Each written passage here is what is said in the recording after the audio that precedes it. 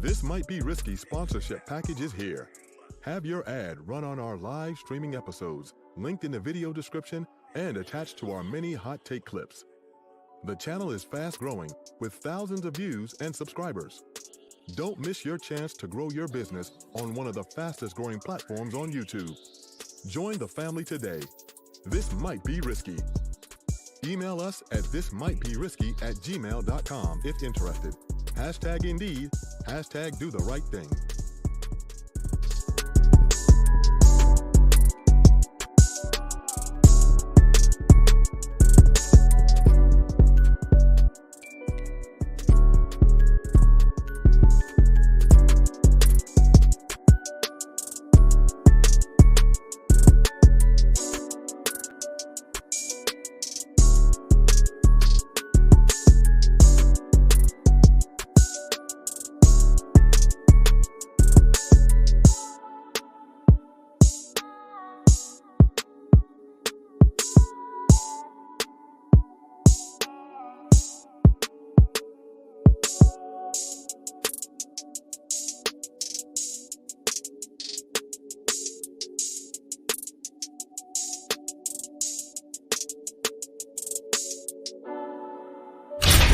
The message is always in the cloth, the colors, the designs, the fit. Basically, pay attention, stay alert, and remember, choose your own path. The message is always in the cloth, the colors, the designs, the fit. Basically, pay attention, stay alert, and remember, choose your own path.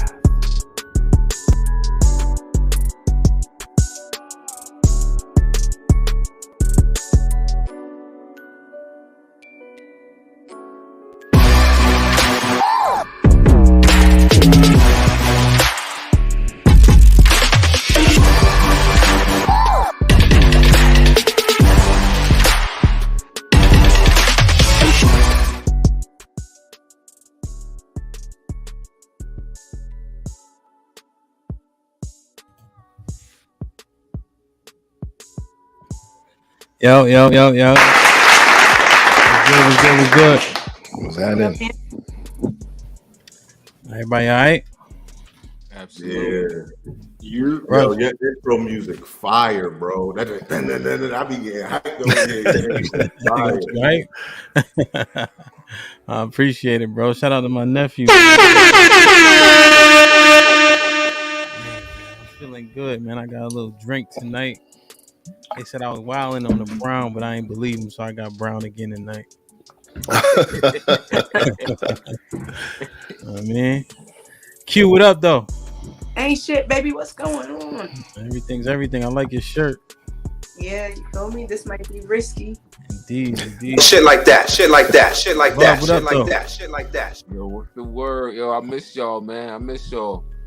Indeed. I like your hat. Hey, thank you, yo. For all the people watching this right now, if you want one of these restricted hats, go over to my website, directiontylp.com. Cop yourself one of these joints. Restricted stand for keep us away from negativity. All negativity, restrict us from that bullshit. Let's get it.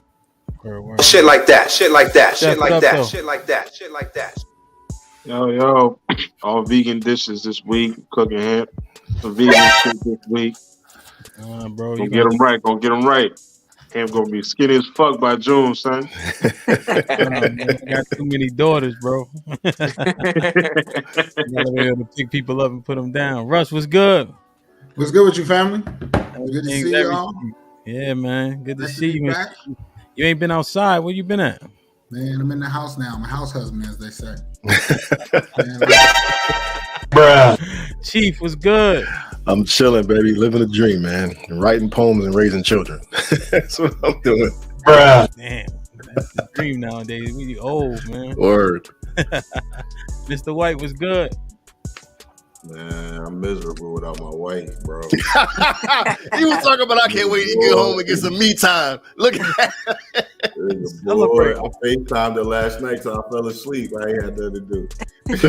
Wow. I like it. Chaotic Truth, welcome back. What's up? Hi. How's everything? Hey man, I'm awesome, man. I'm awesome. What's up? You been live streaming all day, or it wasn't as heavy as? I'm good to go now, man. I got some Red Bull. I'm good, man. Okay, I can dig it. I dig it, man. Welcome back. We, we got a little chat group, and they said, "Hey, man, the fellas wanted to have a conversation with you as well." Okay. And Q one of the niggas, but she a girl. You know what I mean? Shit like that. All right. Like, share, subscribe, tell a friend to tell a friend. Hit all the links in the description. We got streaming service, obviously YouTube, Twitch, Twitter, Facebook, and our Facebook group. We lay down podcasts on Apple, Anchor, Spotify every Monday morning at 5 a.m. So the same episodes, we chop them up and put them on the podcast for that Monday, ride to work and all that. We also got merch, link is in the description. This might be risky shirt and shit like that. Trying to do our best. All right. So let's just get into it. Ain't no need to tiptoe. I think Chaotic, based on what I was reading, our conversations, the number one thing seemed to be the fellas need clarity on a Caucasian woman being the better option.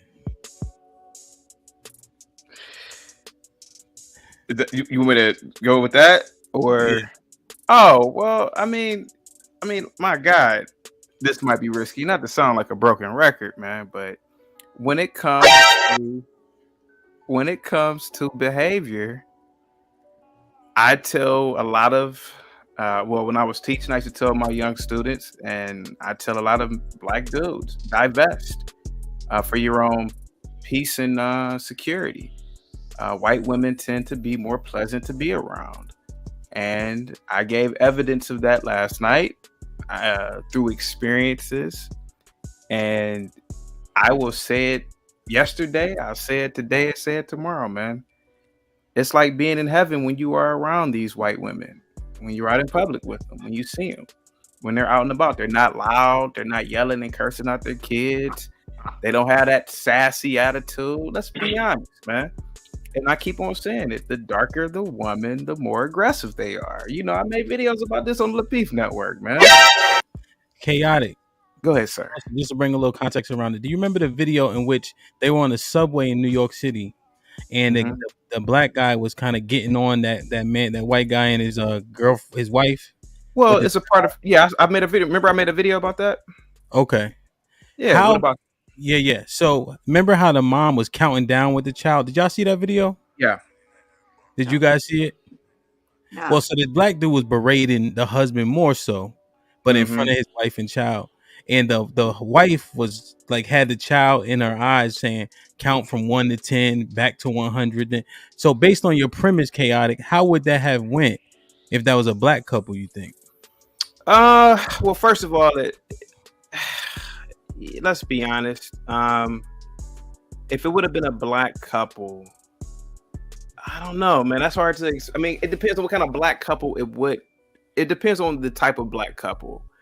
Hey, let's say for the hypothetical, they from the Bronx. No offense, Chef.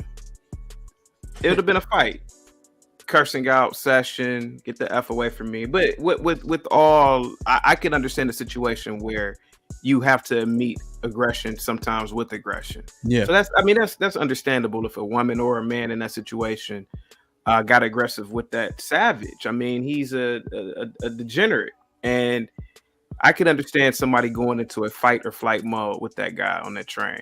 You know, and I'm really shocked no other men on the train pummeled that guy. If I would have been a cop, I would have probably beat him within an inch of his life. I'm not gonna lie to you. Yeah, and you just don't do stuff like that to people's children. Not at all. White kids, black kids, don't matter. Yeah, that was deplorable. Mm-hmm. And so you feel a black woman in that situation would have handled it similarly to the white woman?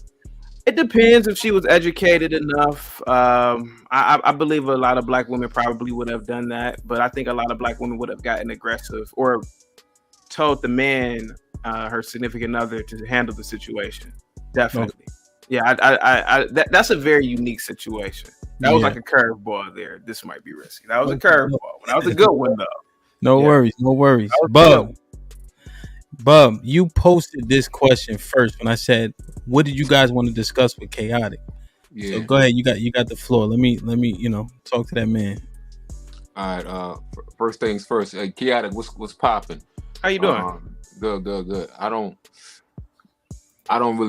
only know what I heard you touch on yesterday's show. So, and honestly, I don't really believe you. I'm gonna tell you why I don't believe you. First of all, you was kind of like all over the place, but the fact that you think that the Caucasian female is the better option, but you chose a melanated female, to spend the remaining of your life with, it's just like a contradiction. So I think everything you pretty much said is flawed. So let's get back into that. Well, what's your question? The question is, why did you choose a melanated female over of what you would consider a better option or the best option? So you took, from what you broke down yesterday, you chose the lesser option. No real man would choose a lesser option if there's a better option. Correct me if I'm wrong. Well, I will correct you, my good sir. As I said before, and I'll keep on saying it, I've done videos about it, and I've lived my life by this. Regardless of the black woman's attitude, I've always said that black women, particularly darker black women who are thin and with a symmetrical face and tall, are the most attractive women on the planet. I properly vetted my wife, just like most other women in my life that I've been with. I've gotten hood or street coochie from women. Of course, we all have as men. But when it comes to settling down, I grew up in a nuclear family. Most of my friends grew up in nuclear families. I've seen how women are. And whether they're black, purple, Asian, I don't know. If a woman is feminine and she also has the physical attributes, I'm going to always choose the feminine woman. Now, my wife is feminine, very feminine, and she behaves like a white woman, but she looks like I physically am attracted to, which is darker complected women. Yes. So yes, I prefer black women who act valley, like a valley girl. So when it comes to physical features, I'm always going to choose a black woman, and I always have, even when I was younger. But when it comes to behavior, I'm like, damn, if this black chick acts like a white girl, this is the perfect combination right here. Hopefully that answers the question, sir. Go ahead. Nah, not really. That's why I said I can't really take you that serious because, everything you were spewing out yesterday, all the rhetoric was pretty much geared towards, that Caucasian female. So I feel like you should have stuck to your guns and put a ring on that Caucasian woman. Looks aside, you know what I'm saying? Looks aside. If you feel like that's the best option, go grab that best option. Go build yourself a family. Go be happy. So there's no point in your life where you ever feel like, well, damn, I made the wrong choice. I thought everything was, on the up and up when I chose this melanated sister, but now she ain't really what I thought she was. I should have just stuck to my guns and went with the bunny. Well, as I've stated before, my good sir, up until a few years ago, like most men, particularly in the Western Hemisphere, I was a bachelor. I used to get a lot of coochie, sir. I'm pretty sure you guys are used to that too if you're not married.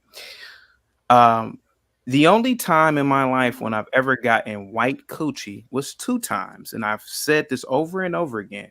It was when I was in my mid-20s. So certainly I did not have the idea of getting married in my early 20s at all. I just noticed a behavior that was different in my 20s.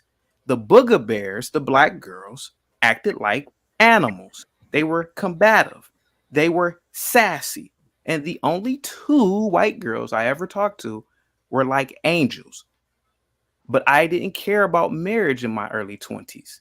So in my 30s, I started to care about it. And that's why I chose the woman that I'm with now. But I'm never going to sit up here and say that, oh, okay, now that I chose my wife, that means all black girls are just like my wife. That's not true. Most black women are combative and sassy. It's nothing wrong with admitting what I see. That's what I have observed in life. Can I ask you something? Yeah, but chaotic, you took two experiences. Dude, you took two experiences. And you just pretty much rolled off your whole entire race based off of two experiences that you had when you was in your 20s, homie. Come on, my man. Something ain't right there, brother. Let's keep it a buck. Let's keep it a buck, chaotic. Go ahead. I have slept with, I think my numbers are like 80 right now, 81. It's not a lot of women compared to some men. The majority of the women I've slept with have been black women. Can I use the B word? This might be risky. Yes. Okay. The majority of the women I've slept with have been black bitches. The majority of the women I have kicked it with have been black women. Their behavior typically is the sassy, loudmouth characters that we see on TV manifest in real life. I've been around white girls though, partying, kicking it, hanging out. They are pleasant to be around, and not even in relationships. When you go to the grocery store, when you go to the movies, when you go to the bar, when you go out to eat, the waitresses are always pleasant. They're smiling. They come back to you every 3 or 4 minutes and ask you, is there anything that you would like, with a big smile on their face? Typically, the black woman in America, she has a resting bitch face. So I do not want to be around them. Now, my wife is different because I vetted her. That's all I'm saying. Go ahead, sir. Nah, hey, chaotic. I'm not getting what I thought I was gonna get out of you, so I'm just gonna move right along. Thank you, sir. Can I ask something? I think Russ tried to jump in real quick. So as soon as he done, cue you up. No, they covered what I wanted to know, because I just feel like you can't take your two experiences with your white women in the early 20s and then make all of them angels. But, however, your other 79 black, the black women covers all the rest of the black women in the world. So I just find your math funny. That's all it is. Okay, Russell, again, my good sir, and salute to you. Yeah, same to you. Good to see you. I am not just talking about sexual relationships. I am talking about mixing and mingling around black women compared to white women. When you are around white women, they are just pleasant.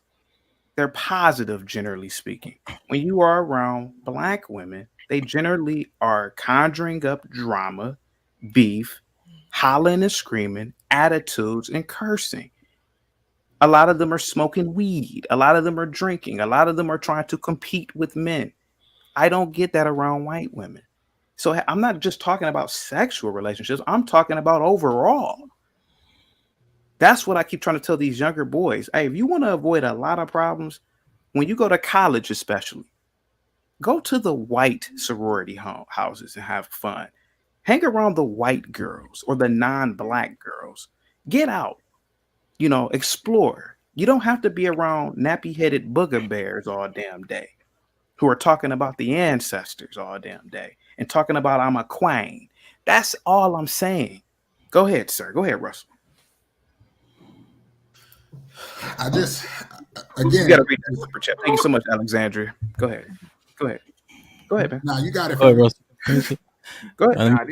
Let me read this $5 super chat real quick. Alexandria McIntosh with the $5 super chat. Shout out to her. Were the black women you grew up with, i.e., your mom, sister, grandmother, also chaotic? Again, I come from a very good family. My mom is a church lady. She's in her 60s now. She was always a church lady. She never went out to party. She never went out to the clubs. She never associated around Jezebels. So luckily, through the universe, I was blessed with a great mom. My grandmother, yes, a traditional woman. She cooked, she cleaned, she served her man, which was my grandfather. My grandfather's been dead for 30-something years. My grandmother died 10 years ago. But my grandmother was a woman, a lady. And also with that question, can you bring the super chat up again? And this Which is one? what the one about my mother. And this is what you have to understand, Alexandria. And I'm going to say this. You women have to stop bringing up, well, what about your mama? Well, last time I checked, I'm not trying to have sex with my mom or my sister. So these types of questions are ridiculous from the get-go. I could care less about, well, what about if your mom's black? What the hell do I care? I'm not trying to be with my mom or my sister or my grandmammy. But salute to you, Alexandria. Thank you so much. Keep the super chats coming with the questions. Thank you so much, man. Indeed. Sinead, yeah. I'm sorry. I'm so used to reading super chats. Sorry about that. Sinead phone with the $2 super chat. What is a booger bear? I guess she's asking, were you referring to black women when you say booger bear? Yes, that's a great question. The booger bear. The booger bear is the black woman that is a Jezebel. That is a woman who she walks out the house. She's talking loud. Her hair is a mess. She is creating some sort of chaos and disorder. She keeps herself in drama. That's the booger bear. And I've been saying this since college. Typically, a lot of white women are not booger bears. Now, I'm not saying all white women are perfect, but at least a lot of them try or pretend to be a certain way. Black women, a lot of times, are just, hey, I'm just doing my thing. I'm doing me. I don't care what I'm a queen. I'm this. I'm a goddess. So that's why I call a lot of black women booger bears. The big ass African hoop earrings, the dashikis, the I'm trying to pretend to be like Erykah Badu. That's a booger bear. The raptor claw nails. That's a booger bear. They come in all shapes and sizes. So if a woman, I'm sorry. Go ahead. Well, finish the thought. Go ahead. If a woman is not a classy woman, conservative, I just refer to you as what you are, which is a booger bear. Mike, you with the $5 super chat. He said, "Is that Uncle Ruckus? Are you Uncle Ruckus, Chaotic?" Well, even though Mike did not hit the super chat, no, he did it by. See, he I did. Sorry about that, Mike. Sorry about that, sir. Mike, if I'm an Uncle Ruckus, well, we all are Uncle Ruckuses. We all live in this country. None of you are living in the great countries in Africa. None of you are working for those governments or working for any businesses in Africa. Mike, I would ask you, Mike, do you work for Aliko Dangote? Do you work for any other African billionaire? That's interesting. I bet you work for the white man, Mike. So cam up, call in, show me your African-made car, show me the African country you live in, show me the African company you work for, Mike. But salute to you, Mike. Keep the super chats coming, my good sir. Yeah, I just want to Q, you up next, but I just want to shout out B-Rad, Dana, Yamaha, Cash Flow, Mike, you, Hank the Basement. Hey, Hank, I'll be fucking with your takes on Lapeef too. B-Rad, if I missed you, I apologize. I'll get to y'all soon. I appreciate y'all commentary in the chat. Q, what up though? This nigga. Okay. I'm trying to be so patient. So let me get my words together. Okay. A bitch is a bitch, regardless of her fucking race. But my thing is this. The thing that you seem to be skipping over is how evil and sneaky white women can be. Like, it's not even on no, like, oh, they're the better option. What the fuck does that even mean? The level of sneakiness that comes with them. And we see this shit play out in the media, right? We're not going to gloss over the Jonathan Majors shit.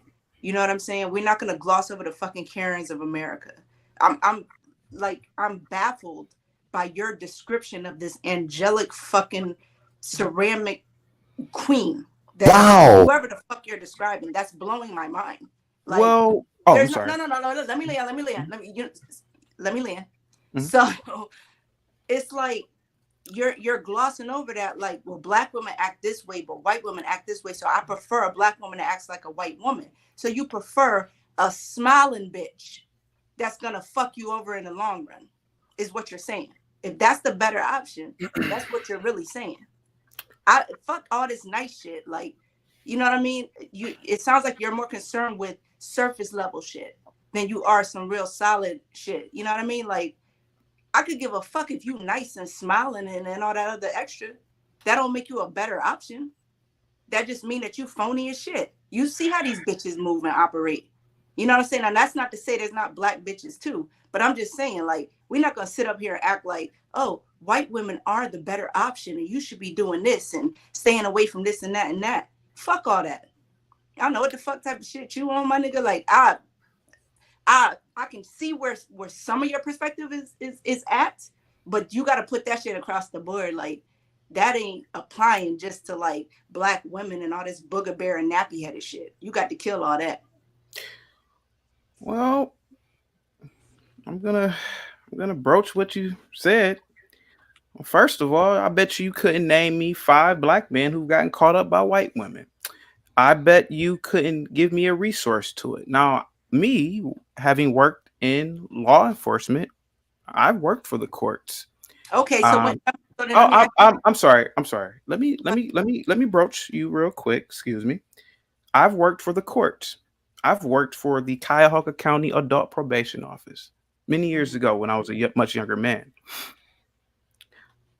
The majority of black men on my caseload who got caught up with a woman got caught up with a black woman. A lot of black men who've gotten murdered at the hands of another black man off of what a woman said, the woman was a black woman. A lot of men who are in the penitentiary, man, that I know, off of the allegations of a woman, the woman was a black woman. Even in college, the same thing happened. I remember, and hopefully my best friend Blue Cousin's in the chat, he could tell you. In college, there was a lot of black dudes messing around, dating white women. Nothing ever happened. But there were a lot of black dudes. There was all types of rumors circulating around what this black dude had done because a black woman can't control her damn liquor. You mentioned the Karen, my good ma'am. As I've told, this might be risky, and as I tell people this all the time, the Karen is an angel. She has the balls to go up to some weed smoking, dice shooting, drive-by shooting Negroes and tell them, stop, don't do that. See, the Karen, hear me out for a minute. I'm about to land a plane. This might be risky. See, this is what the Karen does, and this is what I love about the white Karen. See, I'll give you an example. A park will say no dogs allowed. And Negroes, typically breaking the law, they'll have their pit bulls in the park. The black woman won't say anything. The black man won't say anything. But the white Karen will go over to those group of Negroes and say, excuse me, you cannot have those dogs in here. So the Negro, he's so primitive and so wild and so emotional, he takes out his camera. You a racist, Karen. You a racist, Karen. But a Negro like me will say, hold on, niggas. Think about this. This white woman is doing the work of the Lord, and she's also time traveling. Well, you may be asking, what do you mean by time traveling? See, the Karen already, give me a second, guys. The Karen already knows that wherever Negroes go, they destroy shit. How do we know that? Look at many communities that you've probably seen in your life destroyed by Negroes. She knows that if you let these dumb Negroes break the law with just this minor thing with the dogs in the park, the next thing you know, these dumb Negroes will be shooting dice and shooting at each other while they're kids in the park. The next thing you know, these stupid Negroes will have pimps and prostitutes in the park, and it'll be needles in the park. How do you know this? Hell, I've experienced it in my life. I've seen beautiful neighborhoods in my life that were once working class black neighborhoods, hear me out, destroyed by Negroes not being Karens. The Karen prevents destruction. Now, are a lot of Karens obnoxious? Sure, why not? But the difference between the white Karen and the do nothing booger bear black woman is the do nothing booger bear black woman will sit there and allow chaos to happen. And that is why the white Karen will always be treasured in my heart. I'm going to give you a story, and this might be risky. You know about this story. Well, hold on, let me read this super chat. But let me because that was a lot. So does anybody have anything for that specifically? But I wanted to still broach that real quick before I. Well, hold on, because that was a long thought. So I just want to make sure they can consume that. If anybody had a rebuttal for that or something regarding that, I want them to address it, and then you could tell the story. Dana Downs with the $2 super chat. But I will be. Yeah, Dana Downs with the $2 super chat for Mike's. I ain't reading this shit. Q, can you read this? What? Okay, yeah, she loving on Mike for Mike's fine African entrepreneurial ass. All right, Bruh. Put him in the fucking bed and get him out of here. Come on. Now, this might be risky. Let me just finish this real quick with this story. No. Hold. You about to tell the story? It relates to the Karen. Real quick. Eddie, did you have something for the Karens though? It's gonna be real quick. All right, go ahead. Yeah, bro. Me and Blue Cousin, hopefully he's in the chat. He'll tell you. About 8 or 9 years ago, we started a property preservation company. We were working on a home on a dead end street that's by the lake. A lot of these homes are by the lake. Mixed communities. You can only go 15 miles down the street. Now, me and like most people, we tend to speed. I'm going about 25 down the street. I do a U-turn. It's a white chick in the street, old white lady like this. I stop my car. She says, excuse me, sweetheart, you know that there are children on the street and you know you were going over the speed limit. Now, me, being the civilized Negro that I am, I say, you know what? I see what this lady's doing. What if a kid is hit on this damn street? All because she didn't check every last person who's speeding on this street. That's what the Karen does.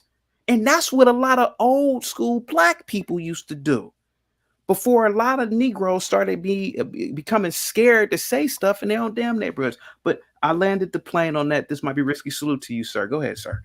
Go ahead. Yeah, hold on. Let me just say this, Ham. Yeah, I might not have 5 for you, chaotic, but I got motherfucking Jonathan Majors and any nigga ever been attached to a fucking Kardashian. Let's go. Shit like that. Jeff, shit what like up? that. You wanted to go in on this?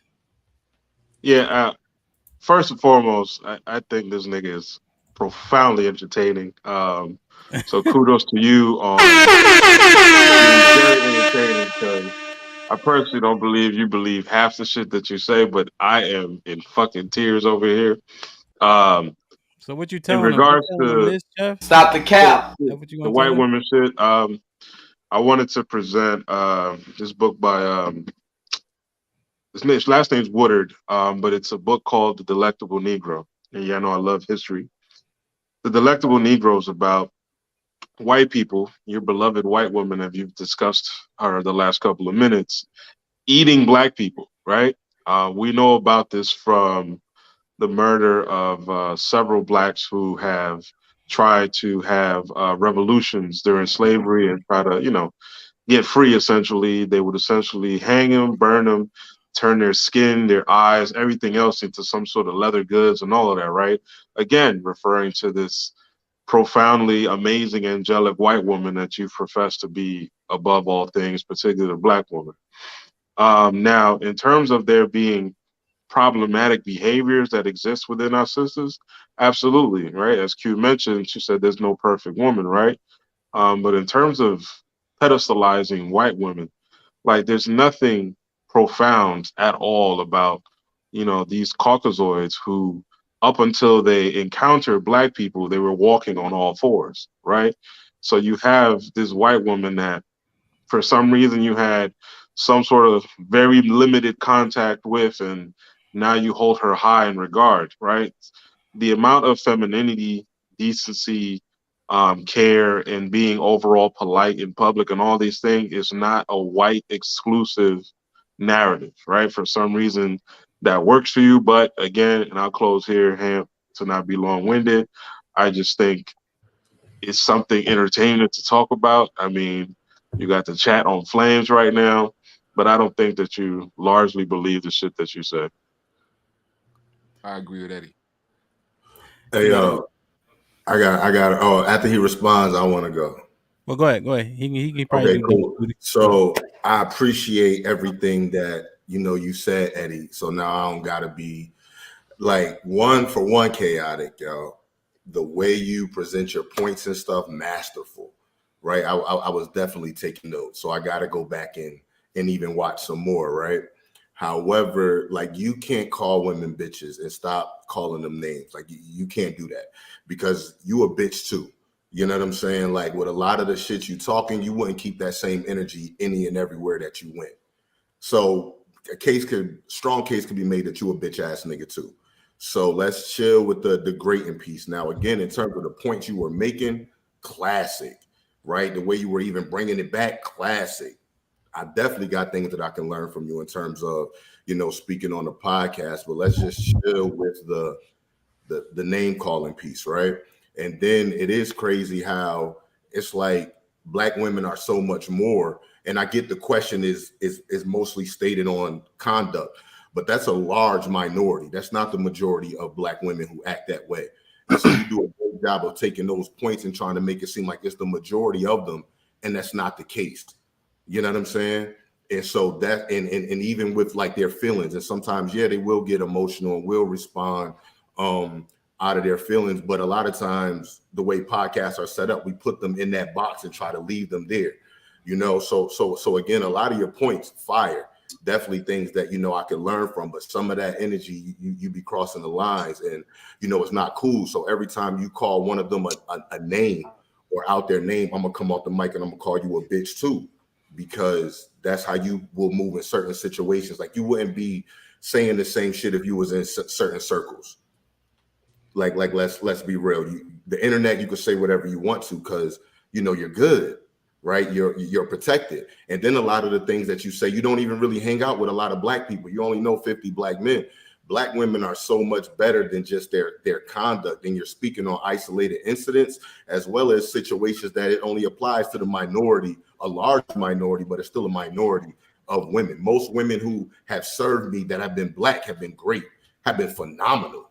You know what I'm saying? Smiling, I can joke with, I can rock with. Being around Black women, they support me more than anybody else and always have. So for you to then sit here, put a white woman on a pedestal and call her an angel, my nigga, you're bugging, bro. You're bugging.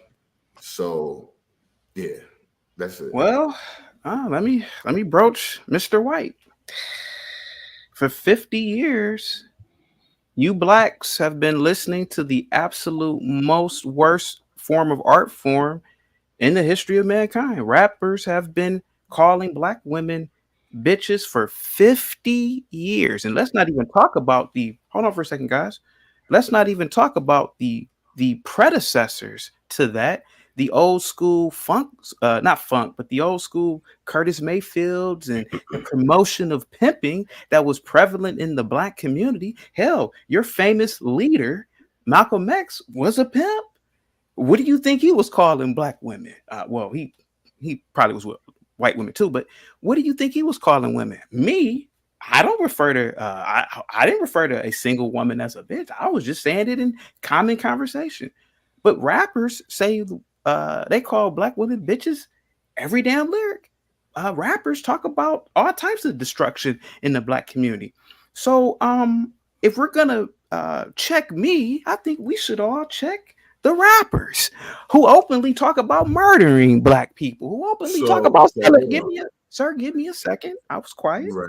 You were absolutely. Who openly talk about murdering one another, who actually murder people. Every week you hear about a rapper either murdered someone. There was a rapper the other day, I don't even know his name. There's so many of them. He shot, I think he shot and killed his mother and sister. Craziness. But nobody says anything to them. So me, hold on for a second. Me, a person who is married, I don't walk around calling Black women to their faces bitches. I would never do that. Why would I on earth call anybody a bitch to their face? I'm just having a conversation. But if we're gonna check someone, I would say let's check everybody. Let's check me. You're right. I could be considered a bitch for what I did, but let's also check the little hoodlum little gangster rappers or drill rappers and the old school rappers. Last night we went over lyrics, did we not? This might be risky. I think we should go over some lyrics right now from Too Short, from MC8, from Spice One, or bring it up to date, Tupac, or even further up to date. Which one do you want to go to? This might be risky. Let's do some lyrics real quick about all the blacks that you guys make heroes. Tupac, you guys love this nigga. All he ever did was call black women bitches. Am I lying? Am I lying? This might be risky. Yeah, you're lying. For one, okay, that's hold fine. on. You know, for you asked the question, so you open it back up to me. So for one, you can't say just because what rappers do, that's the consensus for what the majority of black people stand for and believe in. And two, you make valid points, right? Like they need to be checked too, but they're not on the podcast right now. You are. So I have no problem with checking one of them niggas too for the things that they say. Now, and me sometimes too, like I'll step out of line. You know, it's been times when I have, called a woman a bitch, things like that too. But if I'll say it to their face too. And so that's all I mean. Like you, with your safety, I feel like you'll talk one way because you're good. You behind the screen. You wouldn't keep that same energy anywhere else. And I also, again, want to reiterate, like the points you make, I don't disagree with a lot of the things you say. You know what I'm saying? Even though I only listen to you on Tuesday, but it's just the name calling, then referring to kids as monkeys. Like, well, hold on, hey, that's a different one. We're gonna hit that one. Real quick. You say that I won't talk like this in person, sir. I have about 2 or 3 people in the chat who've known me for over. Blue Cousin is my best friend. He's in the chat. When I say that blacks are violent, well, why can't I just talk around other black people? I thought that we weren't violent. Wait a minute, I'm confused here. So are we violent or are we not violent? Are we monkeys or are we doves? I mean, are we peaceful or are we not peaceful then? Because all I'm doing is talking. I have a right to freedom of speech, even around people. So are you saying if I were to talk like this around other people, you mean to tell me these angelic black people would attack me? I thought that they were angels. Right. So I never said they were angels. And that's another thing. You good. I'm gonna go back and watch you because you a beast with it. Okay. Right. So one, I never said that they were angels. I never said that, hey, they conduct themselves the best at all times. What I said was, we don't need to name call in the way you are tearing them down, like with the B word. Now, even back to the point in terms of being able to talk and not feel violence, because we can be a violent people. Yeah, some of us are that way. White people are that way too. But the things you say can cause for strokes. Ain't that what the good words say here? You got to be careful with that you say, and you can't just talk freely any and everywhere. And that's where the stand on it comes from, right? Of course, you always want to be, strategic. But again, you wouldn't keep that same energy everywhere you go, regardless of if you, and it's not nothing I can prove, but we know. You know what I'm saying? We know. Just to piggyback off of Mr. White, Chaotic, I believe you are in character, and that's fine. It's cool. But just to piggyback off what he's saying, there's nowhere in hell everywhere you go, you dealing with all individuals that actually believe in the shit that's coming out of your mouth. So there's going to be a chance one day, somebody might want to take a shot at you and so on and so forth, because it can't be, you can't live in this world, this made up world that you think you live in where everybody's believing this bullshit that you're spewing out. It's just unrealistic. So go ahead. Yeah, I want to say something to that too. You mentioned Tupac and him calling women bitches and try to make it seem like that's his whole career, but you failed to mention the fact that he spoke so eloquently on the song Dear Mama. So give that man his credit. Tupac was about black women yet. Tupac was a gang-banging thug who got killed because of his behavior. He was a detriment to the black community, and Dolores Tucker was absolutely right about him and rappers at all. I don't glorify this man. I don't glorify any other rapper. I glorify black engineers, black doctors, black astronauts. I could care less about any of these rappers or any of these entertainers. They're court jesters. They're clowns for the global entertainment market. So I could care less about some song about Dear Mama where he's praising his mom who was a damn dope fiend. No, what about all the black moms who weren't dope fiends and who did everything right for their kids? So I could care less about Tupac or that dumb song he made 20-something years ago. Yeah, so but he made a lot of other good songs though. So one thing I just want to make sure we're clear on, because I think I understand all the points, but have we, when we heard these songs, right? And maybe we just using them for entertainment. But I guarantee if I say a line, let me see. Can y'all participate with me? Can you guys? Yes? Yeah, let's go. Sure. All right. What's my favorite word?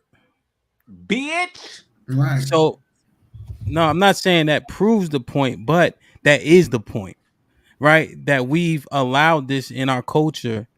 So, what is the difference with him saying it? Because he's said nothing positive about black women this whole time, so that give it a completely different tone. He might as well be a white nigga. Okay. Can I He respond? sure did specify who was the bitch. Can I respond to this? Can I respond to her? This might be risky. Yeah, go ahead. Again, I have just using YouTube. I have made videos about black doctors that are females. I did one about a young lady who was the first. She's accepted into the neurosurgeon residency at Vanderbilt. I think this might be risky. Was up there that day. I've talked highly about black astronauts, black mathematicians that were women, Katherine Johnson being one of them. I've done all types of videos on the Lapeef Network about black women. I talk about good black women, and I also talk about bad black women.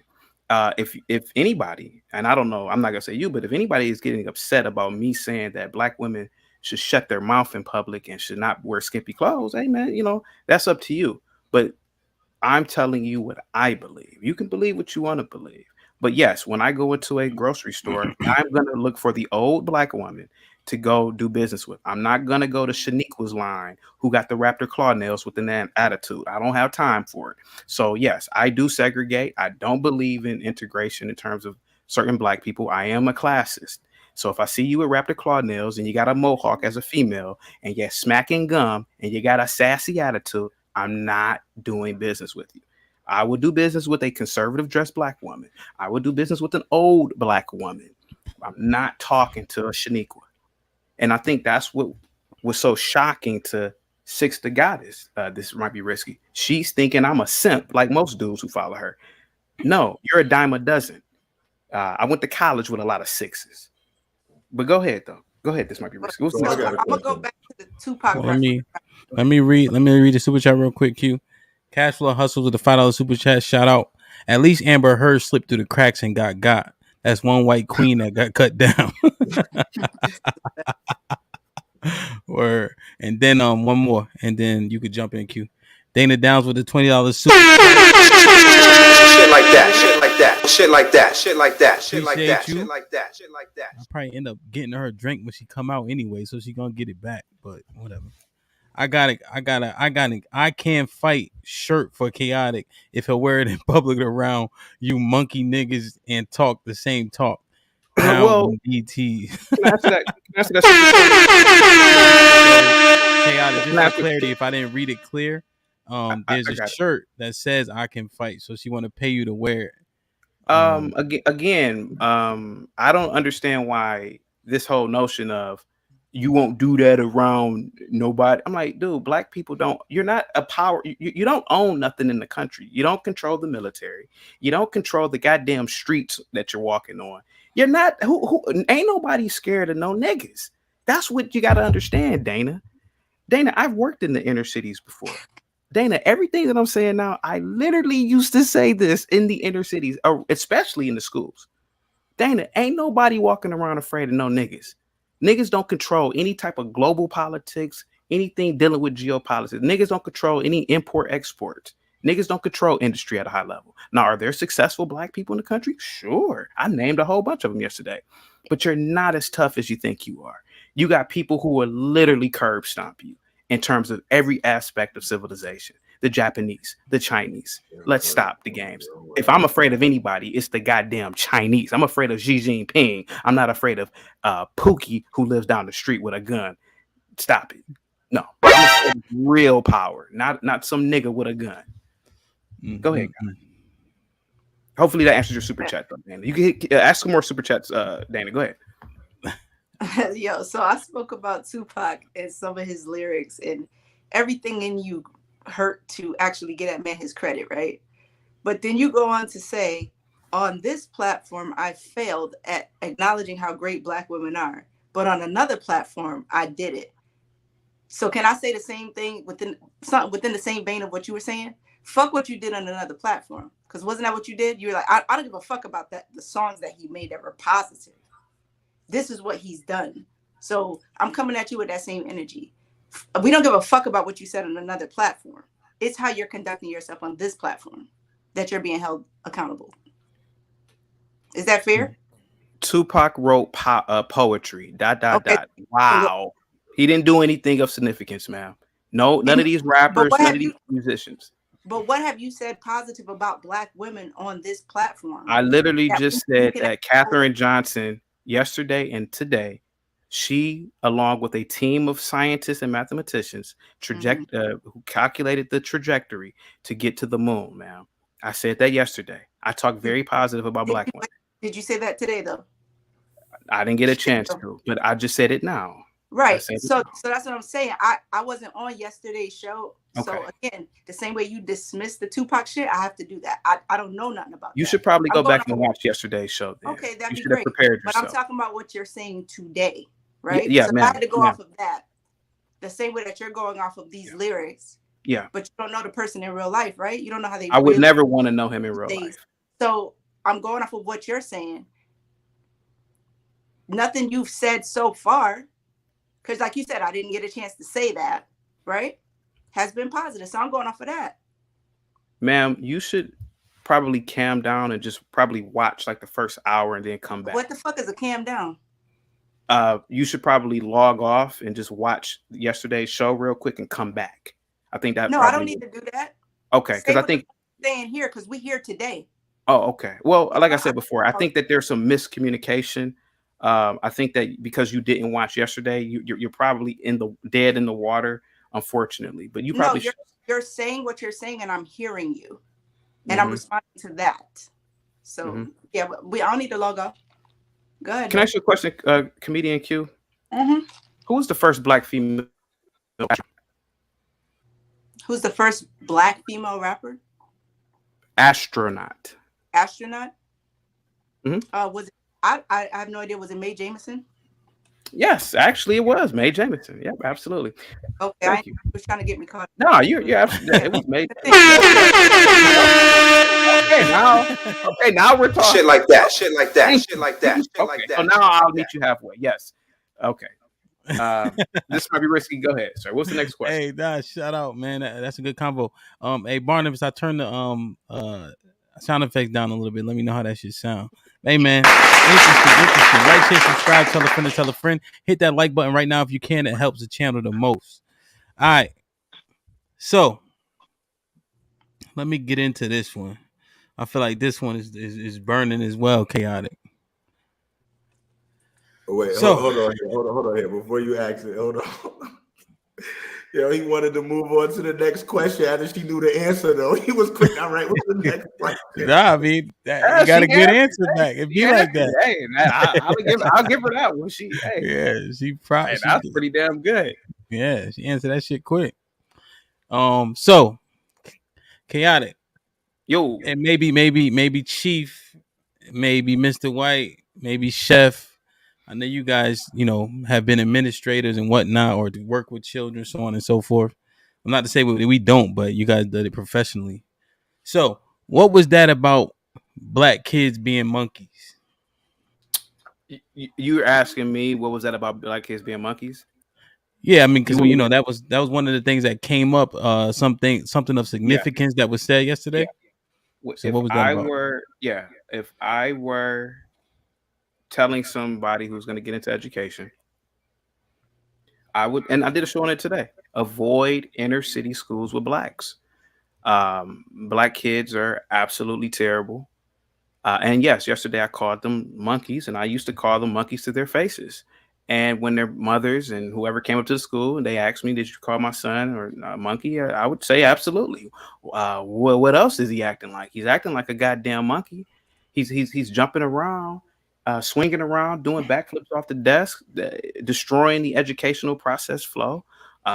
What else should I call him? Calling them that, for some reason, gets them back in the... Listen, I used to call the kids little nigglets. And for some reason, they'll want to do their work after that.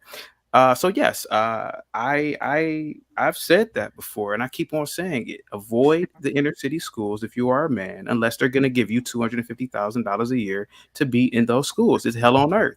I would even argue that a lot of people who work there deserve the Congressional Medal of Honor. They deserve the Purple Goddamn Heart. The amount of education that does not happen because kids are being disruptive. A lot of these kids are physically violent.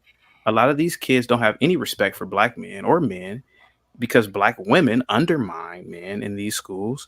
So it's hell on earth, man. So I would advise anybody, go to somewhere where the kids are civilized. Qatar, Saudi Arabia, Japan. Listen, I've been talking about this for years.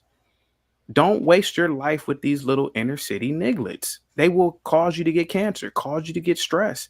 I've seen a lot of people die because they have this deep down urge to help these little stupid kids in these dumb little downtrodden communities. And they die at 55, 60. They get cancer. And how do they get it? It's because you are around these evil little monsters in their evil families. Get the hell away from these people. That's how you progress as a people. Leave them behind. Fuck them. Go ahead. Can we say the F word on here? Yeah. Okay, that's my first time using. I don't like cursing. But go ahead though. This might be risky, so yeah, everything is cool. This might be risky. We are apes, right? Yeah, even though a monkey is different from a ape, but we are apes. I mean, I'm on to something with that. But go ahead. We are great apes. We are great apes. Chief, if you wanted to broach this one.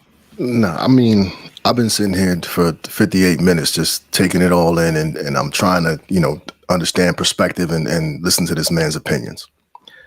A lot of it is opinion based, and you are very much so entitled to that, and we, ultimately should try to respect that. Mr. White gave his piece, and your first two words were "you blacks." Motherfucker, you black too. So let's start there, because you immediately you black. Like, no, you are too, unless you don't think that. So let's start there.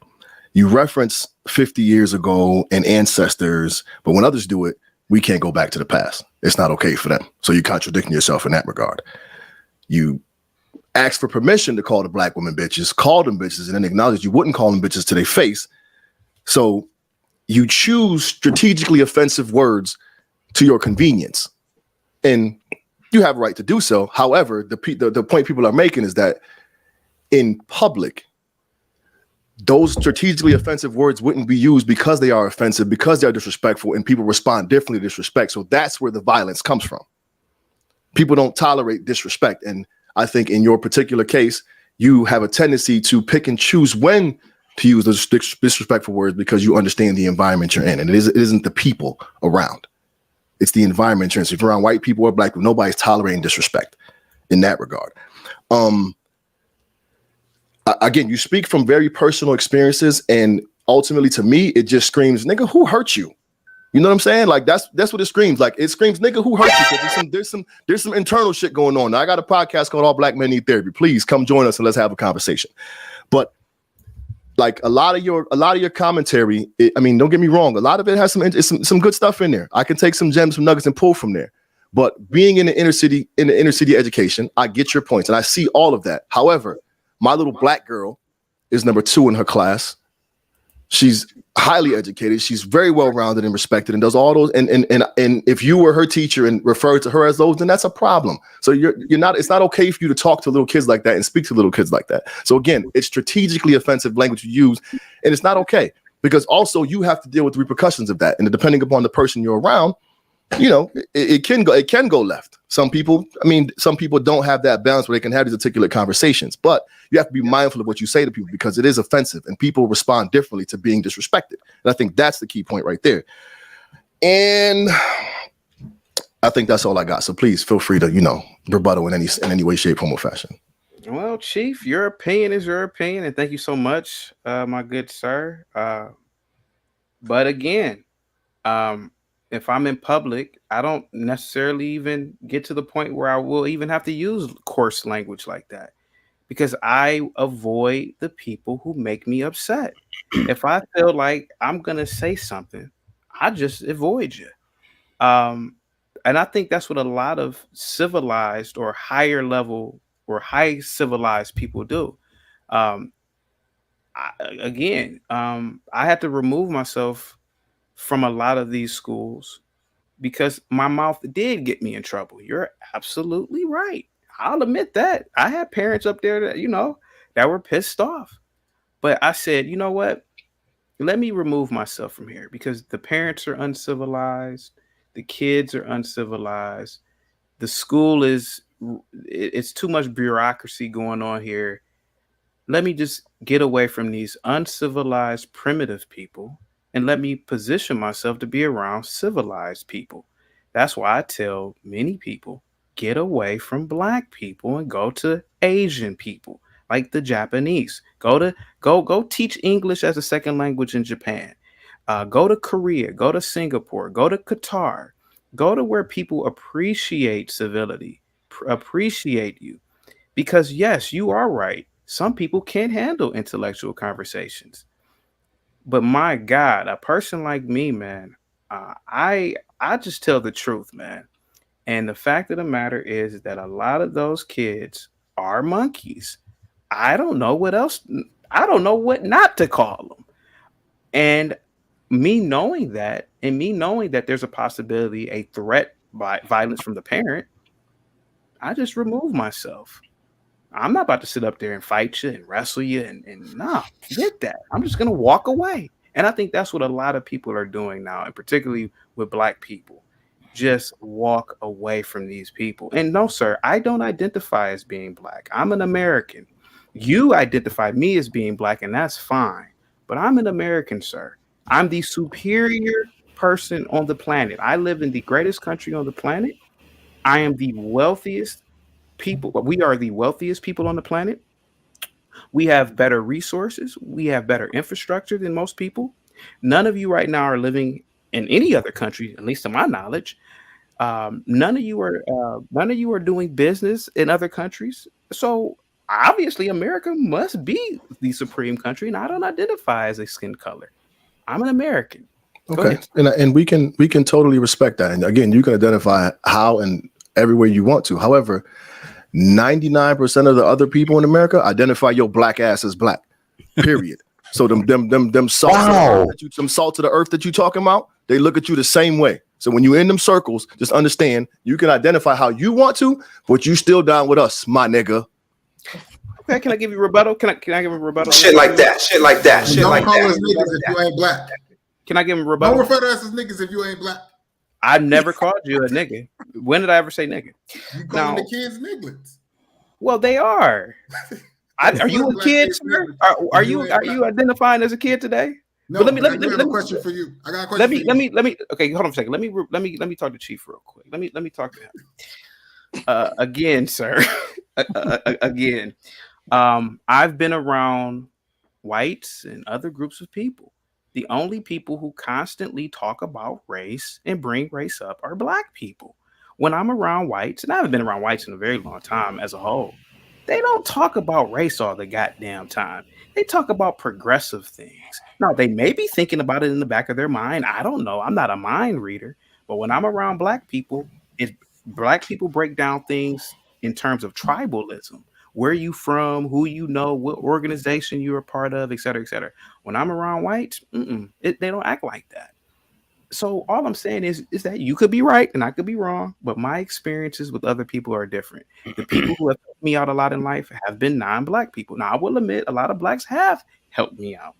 But when it comes to other groups of people, it just seems like they don't look at race all the time. It's always blacks. But go ahead, though. Go ahead. Have you ever been impacted by racism in this beautiful country of America? No, I've never been impacted by racism. I do not believe that racism. Put this nigga in the bathroom. There you go. Now wait a minute. Now, are you going to ask me a question? You want me to answer, or are we going to? My man, so you're telling me in your 38, you said 38, right? Your 38 years of life, you've never been impacted by racism at all. I have never been impacted by racism a day in my life, sir. Okay. And I have a question. Go ahead, Russell. If I may. Thank you. You said on yesterday's show that you identified yourself as a monkey, right? Hey, this might be risky. Can you turn his mic up, by the way? I don't know. I can't hear him. Yeah, I'll check it. I think it's specific. Yeah, I'll check it real quick. He said, he said you referred to yourself as a monkey yesterday. Well, the young lady, I believe it was Dana, asked me, was I a monkey, since I referred to the children as monkey? And I said, yes. There are times where I, like most people, this ape energy, this ape behavior will manifest when I'm upset. And I have to remember, I am a human being and we are a higher form of life on the planet. Yes, there was a time when we were hunters and gatherers, we were primitive Stone Age people, but we are in a ever advancing people. So yes, sometimes I do behave like a goddamn monkey. How Yeah. early on did you feel that way? When I was in junior high school, I went to one of the worst junior high schools. I don't want to dox myself, but Blue Cousin, he's in the chat, he knows. I went to one of the worst junior high schools. And what I remember was I was in the classroom. And, you know, back in the 90s, if anybody doesn't know, a lot of these classrooms used to have 30, 40 kids in them. And my classmates were acting like fools. It sounded like a jungle. It sounded like a damn zoo. And I remember being the only kid doing my work. And that's when it hit me. They're animals. That's what it is that they are animals. They cannot control their behavior. And that's one of my first times when I ever got mad and said, can you in words shut the F up and let's do the goddamn work? Because at that time we had what was called the proficiency test, the state test.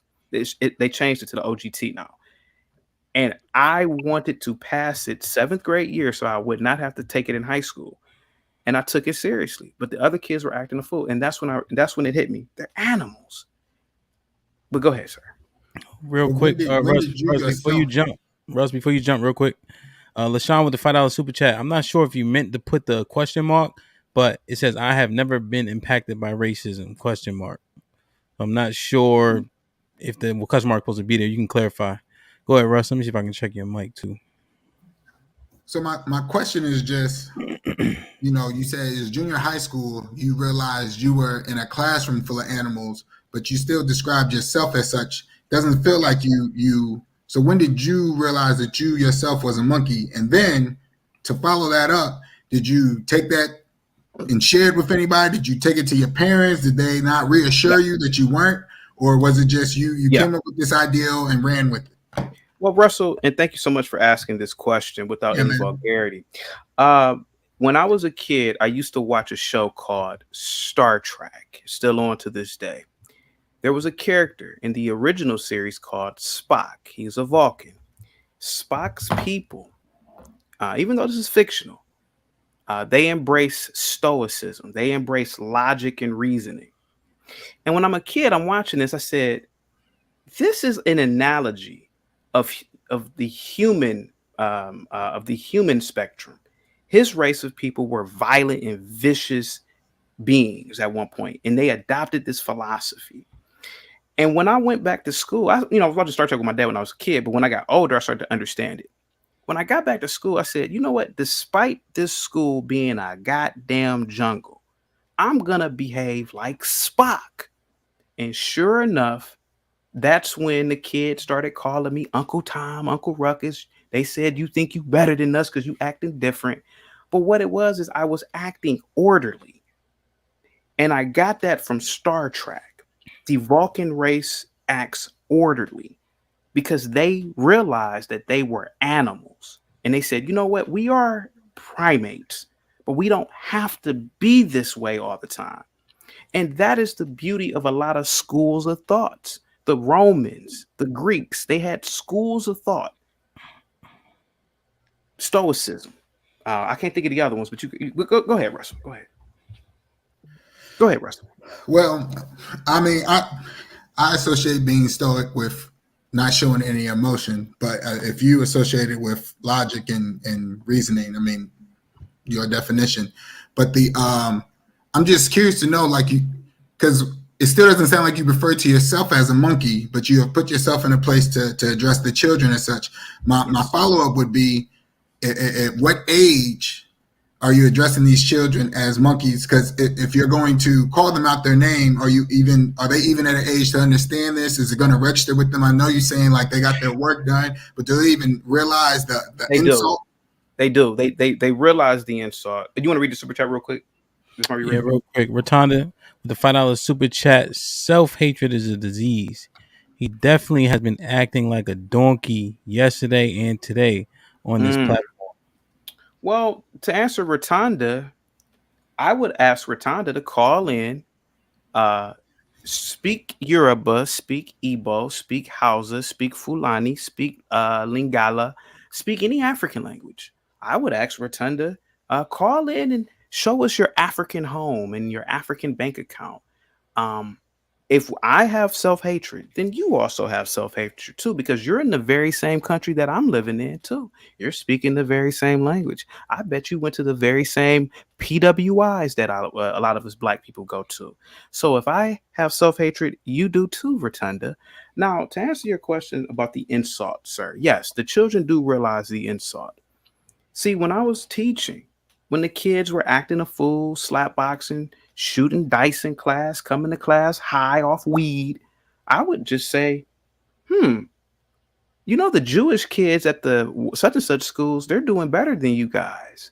For some reason, that clicked with them because they identified who was better and superior then.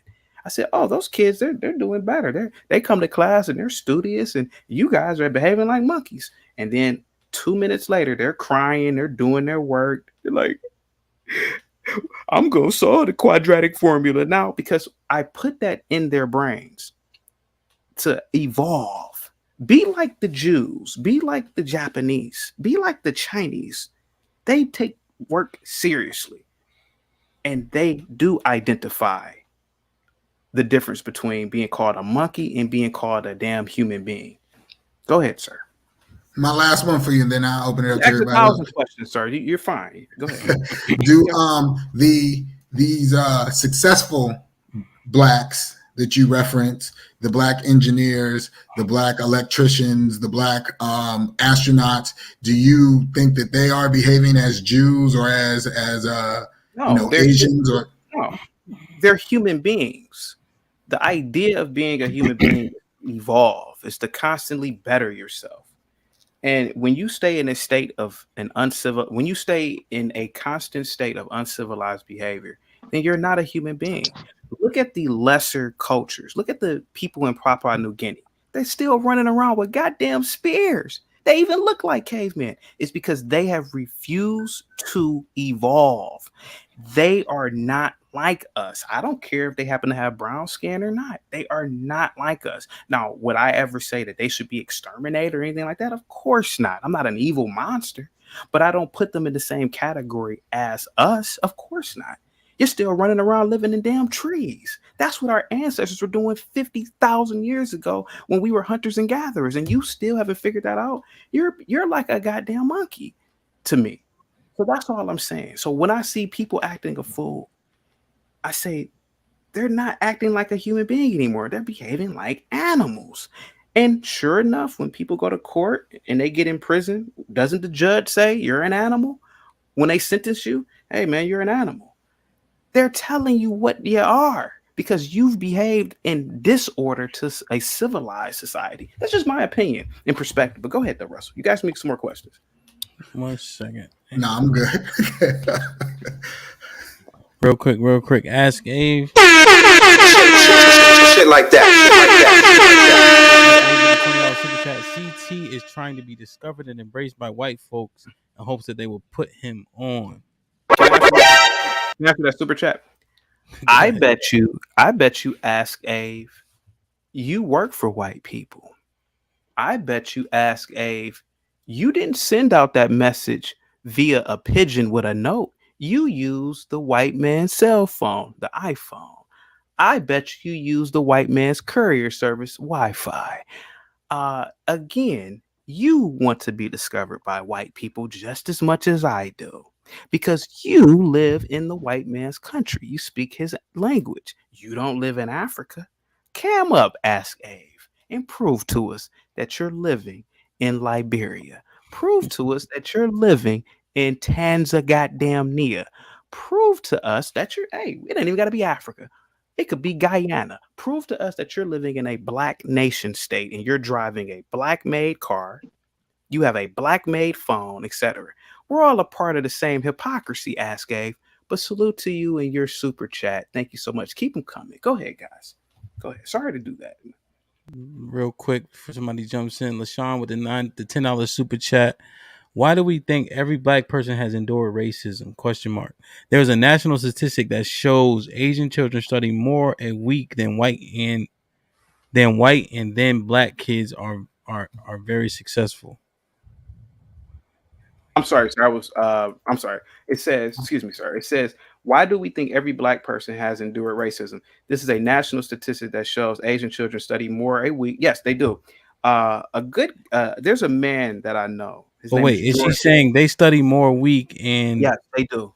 They're more successful than white and black kids? They are because they have tiger moms. Now I wish that we could talk about the tiger mom thing because I feel like the tiger mom thing drives kids crazy because they're constantly studying.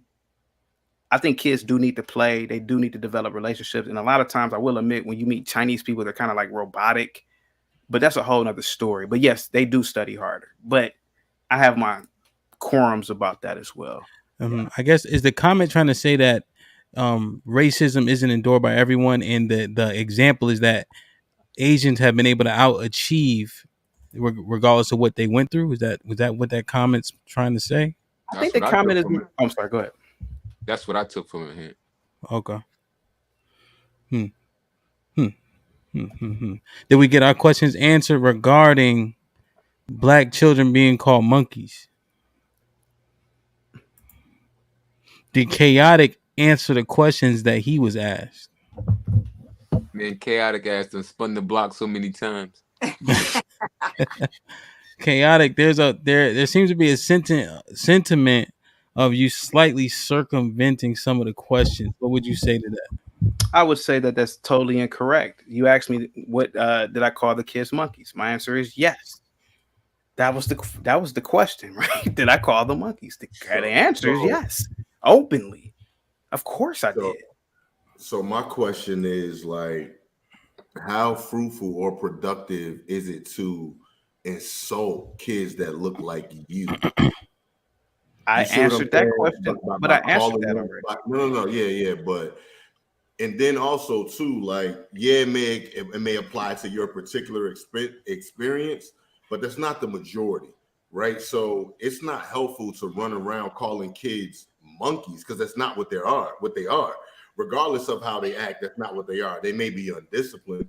They may be a lot of things, right? And a lot of the things with these young kids are really have nothing to do with them. It's more about the parents, so much about environment, trauma, like so many things go into it, right? So just as a black man to just call somebody who looks like you a monkey, like you lose me there. You lose me there. And so again, while it was helpful with your anecdotal experience, I don't want the majority of people thinking that that's okay because it causes more harm, than good. And I know you don't have children yet, like that's cool, but it matters the things that us as black men say to our children. You know what I'm saying? Like it matters whether they're yours or not. It matters.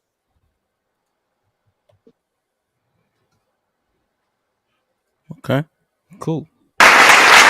Interesting. Like, share, subscribe, tell a friend to tell a friend. The likes are about half the amount of viewers. Please hit that like button. It's absolutely free, and that also helps the channel the most. I mean, I appreciate the super chats. The chat is going crazy. I'm trying to keep it up. It's a lot of different narratives and perspectives. They arguing about who invented the phone and all types of shit. So that shit is interesting, man. Shit like that. So I got a poll question going. It says because we were talking about black women yesterday in terms of their conduct. It almost feels as though they rank lower. They've been directly compared to white women. So how about black men? So my poll question was, do black men rank below white men? Right, because that seems to be the back and forth that we're having in terms of the women. Right now, the poll is 57% saying no.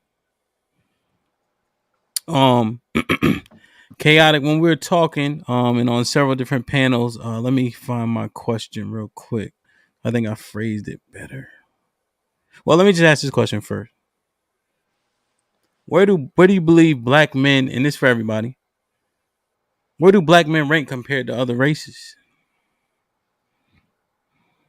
Statistically, I feel like they got us at the bottom of the barrel.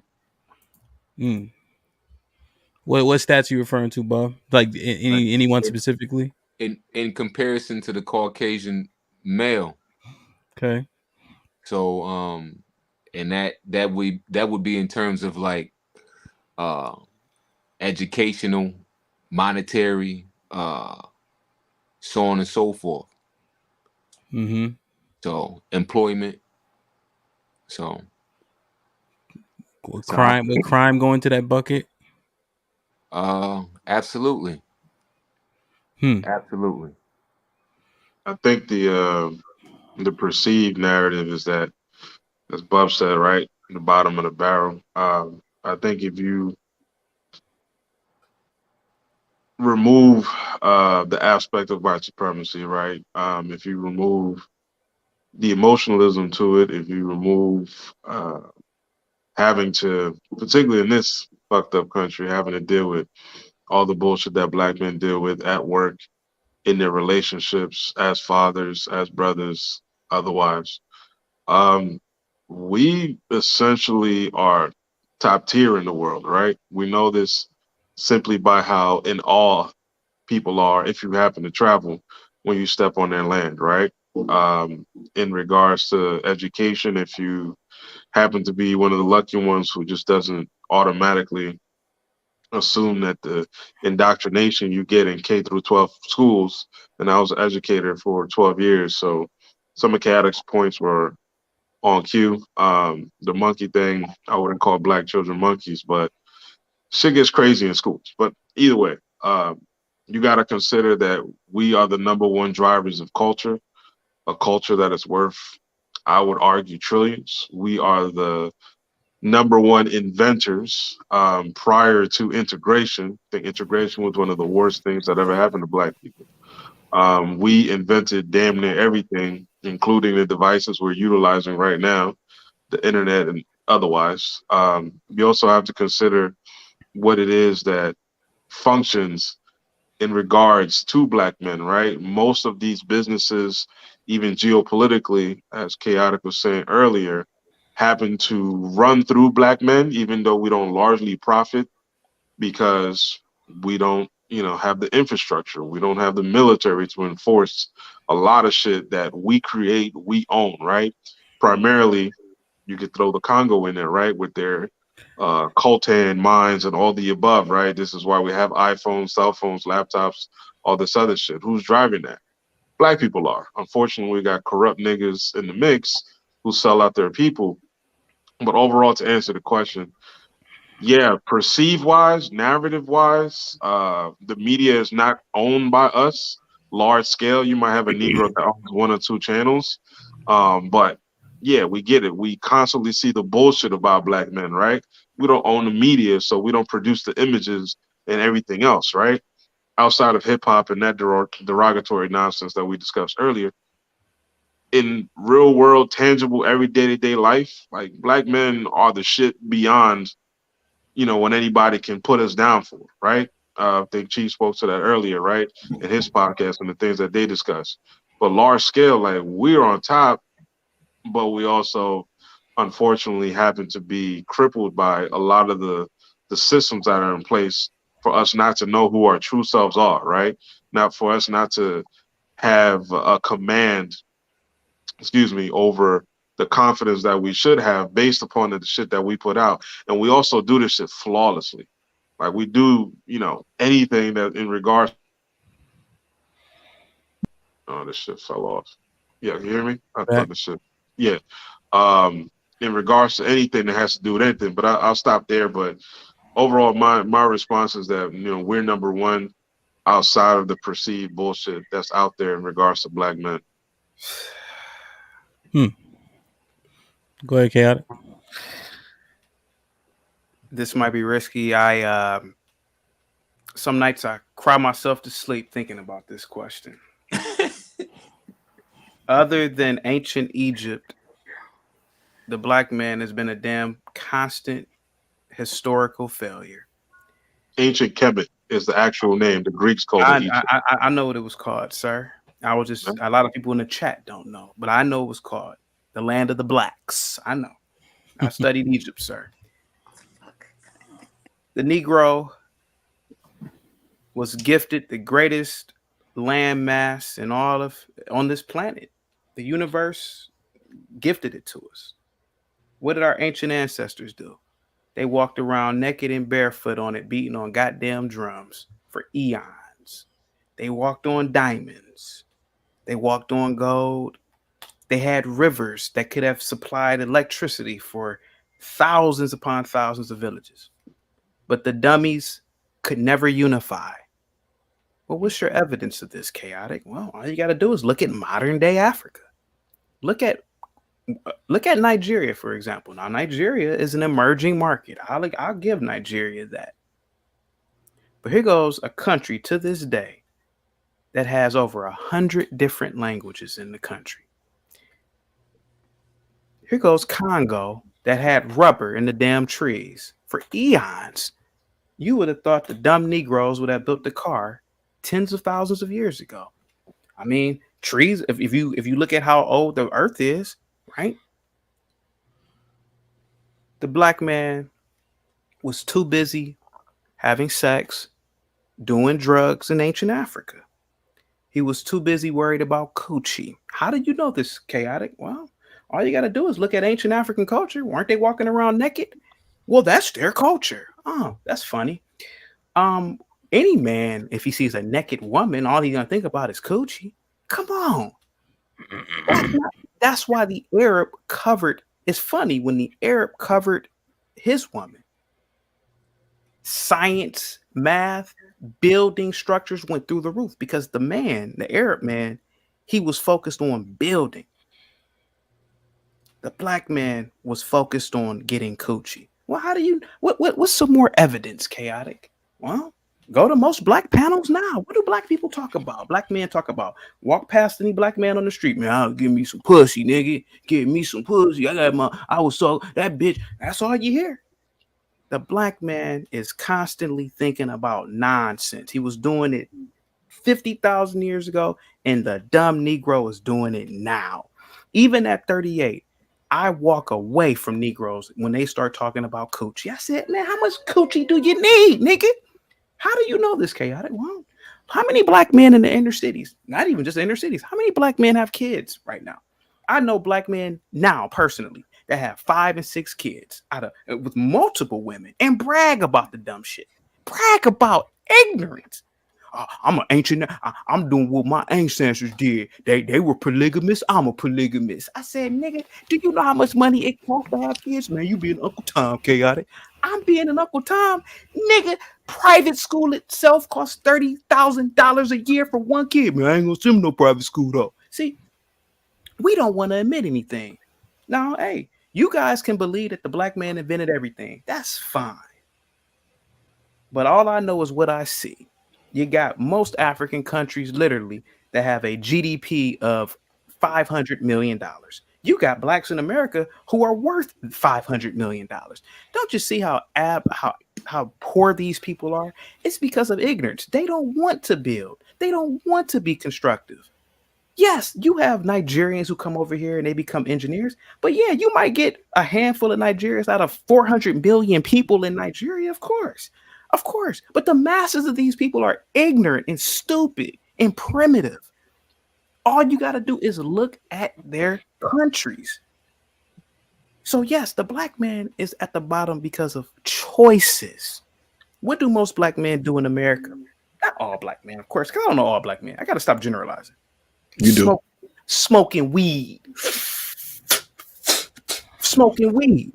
All goddamn. Oh, give me a second, sir. All day when I was in college, the niggas smoked weed, drank alcohol in the student center, in the African Studies building, walking on campus, smoking weed all day. I'm not lying. I know what I saw. I know what I see now. Wasting time watching TV. I know niggas in their 40s. Man, we about to have a power party. I said a power party? Man, don't you watch Power? You mean the TV show about niggas killing each other and selling drugs to each other? No, I don't watch that because I find that to be offensive. If I'm gonna watch something, it's gonna be Cosmos with Neil deGrasse Tyson, not Power, a bunch of niggas selling dope to each other. See, we worry about dumb shit. That's why we're behind. The white man ain't that goddamn powerful, but the white man prioritizes production. He prioritizes imports, exports. He gets into all types of industry. Even the mafia, the Italians, they got into the unions, the steel, and all that because they figured that's where the power's at. Niggas still running around gang banging. It's the year 2024. I don't hate black people. I love you niggas, but I'm tired. It's like I'm a madman. I see it for what it is. You niggas are behind, not you guys on the panel, of course, but niggas are behind choices, not the white man. Look at the Chinese now. 50 years ago, the Chinese were nothing but goat herders. 50 years ago. And you know what happened? Mao Zedong came in and said, you know what? We're going to stop this primitive shit. We're going to start building. And look at China now. They have some cities in China, my God, are insanely huge. I mean, literally 10 or 20 Los Angeles. That's how many square miles some of these cities are. I can't even think of the name of the one that's like 300, or I think it's like 1,000 square miles. I think I'm probably off on that. So that's why we're behind. I'll land the plane on that. Go ahead, guys. You got the floor. Go ahead. Power is just as entertaining as you are, first of all. So let's start there. Power is just as entertaining as you are. If niggas want to get together and have a sit down and watch some entertainment, then they should have the right to do so. Secondly, you talked about the black man, being behind and being promiscuous and whatnot. But then an hour ago, 30 minutes ago, you proclaimed to having 80 plus bodies. Explain yourself. And lastly, you keep referring to us as niggas, but everyone outside of us looks at you as a nigga. So you got to embrace that, whether you identify it as it or not. My nigga, you is one of us, brother, whether you want to accept that or not, bro. It's the reality is everybody outside of this circle looks at you as a nigga. And that's just the way it's going to be. You are not, because you call yourself Negro and call us niggas, don't separate the two. Shit like that, shit like that, shit like that, shit like that, shit like that. They pulled over by the police. Use a nigga. Trust and believe that. Can I broach that real quick? What Chief just said? Nah, you broached enough. You've been talking. No. Chief said something. Wait, this might be risky. Let me say something. Go ahead, man. You can't convince me that the police are bad. Every time I've gotten pulled over by the police, I was breaking the law. I was speeding. My tags were expired. Every time. The police ain't never pulled me over randomly, sir. Most of the times, there are people getting pulled over right now. Nothing happens. You get pulled over and shot because you're doing something stupid, black or white. Let me ask you a question, sir. What would happen if the police weren't around? Well, I didn't reference the police. I didn't reference the police at all. No, I'm talking about Chief was said. Chief. I am Chief. Oh, Chef. Sorry. Oh, I'm okay. sorry, Chef. No, I didn't reference the police at all, but you still didn't reference anything I said in regards to the black men and their promiscuity, but you having 80 plus bodies. There's no balance there. So it's really contradictory. You got to stand on something, my man. Sir, I'm willing to admit the problem. I don't pretend. Yes, having a lot of promiscuous sex is bad. So again, with that being said, you standing firm and admitting the problem identifies you as one of them niggas. You gotta stand on that. You gotta eat that. You can't. I don't have children outside. I don't have children, sir. I know, and I'm not promiscuous anymore. That was in my younger years. Oh, so you were a nigga? No, I'm an American, sir. I'm an American. But we niggas. I never said you were a nigga, sir. You labeled the entire cast? Okay, when you said you niggas or you black people, I took it personal. Okay, so maybe that's on me. As a population. Okay. That's what I'm talking about. Go ahead, sir. Let me just read this real quick. Dana Downs with the $2 super chat. I'll pay if he'll stop saying coochie. You're showing your age with that word. That's all. Hey, chaotic question though. Yo, do you acknowledge if they don't know you, right? If somebody doesn't know you and you with a group of other niggas, right? And they were using that term, they would be referring to you as well. Yes. Okay. Yeah. All right. And the thing is that I'm not afraid of words. I could care less what anybody thinks about me. See, the problem with a lot of blacks, this might be risky, is that you want white people to like you. Well, they call us niggas, but you don't care about the black man saying anything about you. See, you want Whitey to like you. You want Whitey to respect you. You know, that crying ass nigga Corn that calls into the show. This might be risky. Always crying about white people. They don't treat me equally. Nigga, they ain't got to treat you equally, you dumb bastard. Go to your own damn country. Go to one of the 70 African. We go to the 70 black countries on the planet. Fuck them. They ain't got to treat you nice when you work for them and you're begging them. If I was white, I'd treat you the same way too. I told Corn that. I said, Corn, they ain't got to treat you bad. I mean, good. But I also told Corn, you probably came into work high and late. Let's be completely honest on that. There ain't a lot of times there ain't racism. It's just you came into work high or late, one of the two. Because mostly blacks are either one. Go ahead. This might be risky. Let's be honest. You niggas come to work late. You brag about it. Most blacks are what you said, high or late? High and late. Either high or late, one of the two. Either high or late. Let's be honest. Let's be honest.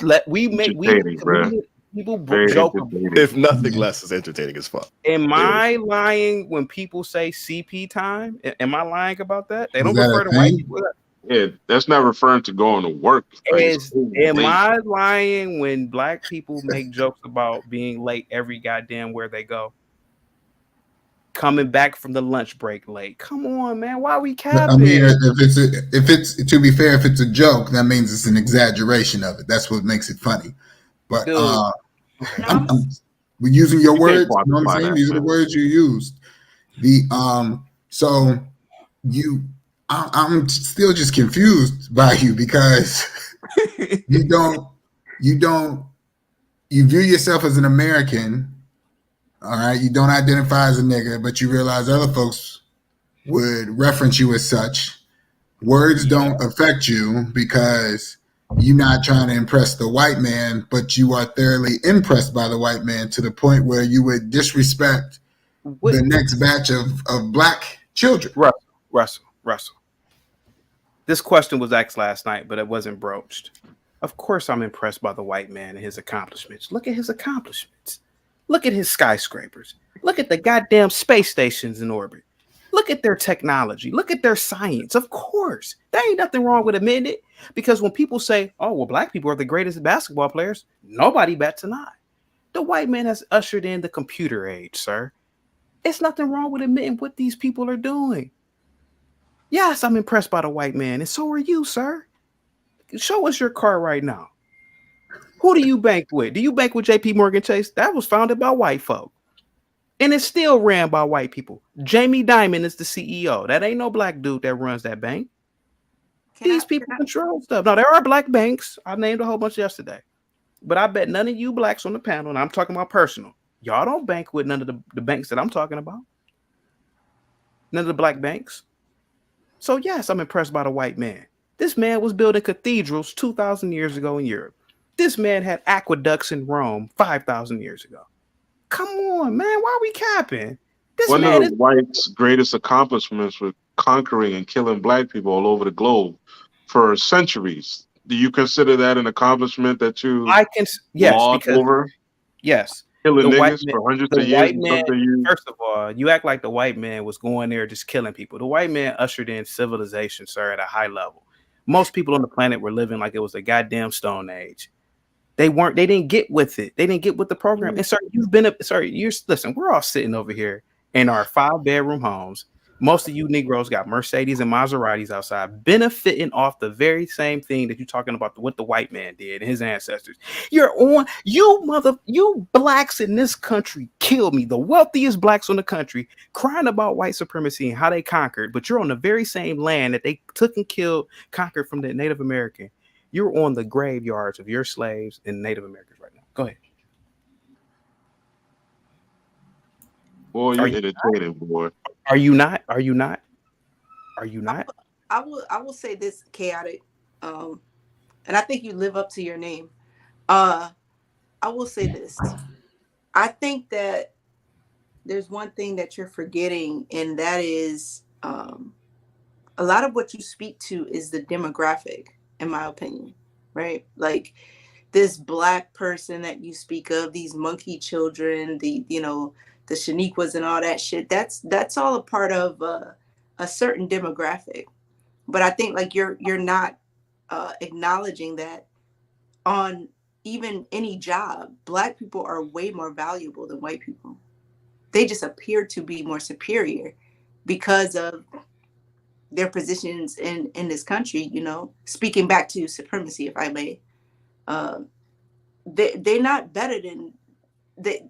If black people did not participate in employment, this country wouldn't be what it is. But you could speak to that as you like to. What's that word that you be using? Again, black people in America are a very integral part of the workforce. I said it yesterday, and I'm going to say it today. If black people were a country in America, if we were to form a country, we would be number 8. We have a $2 trillion spending power. The wealthiest blacks in the diaspora are African Americans. I keep saying it over and over. I'm not denying that. Mm-hmm. All I'm saying is I'm answering the question.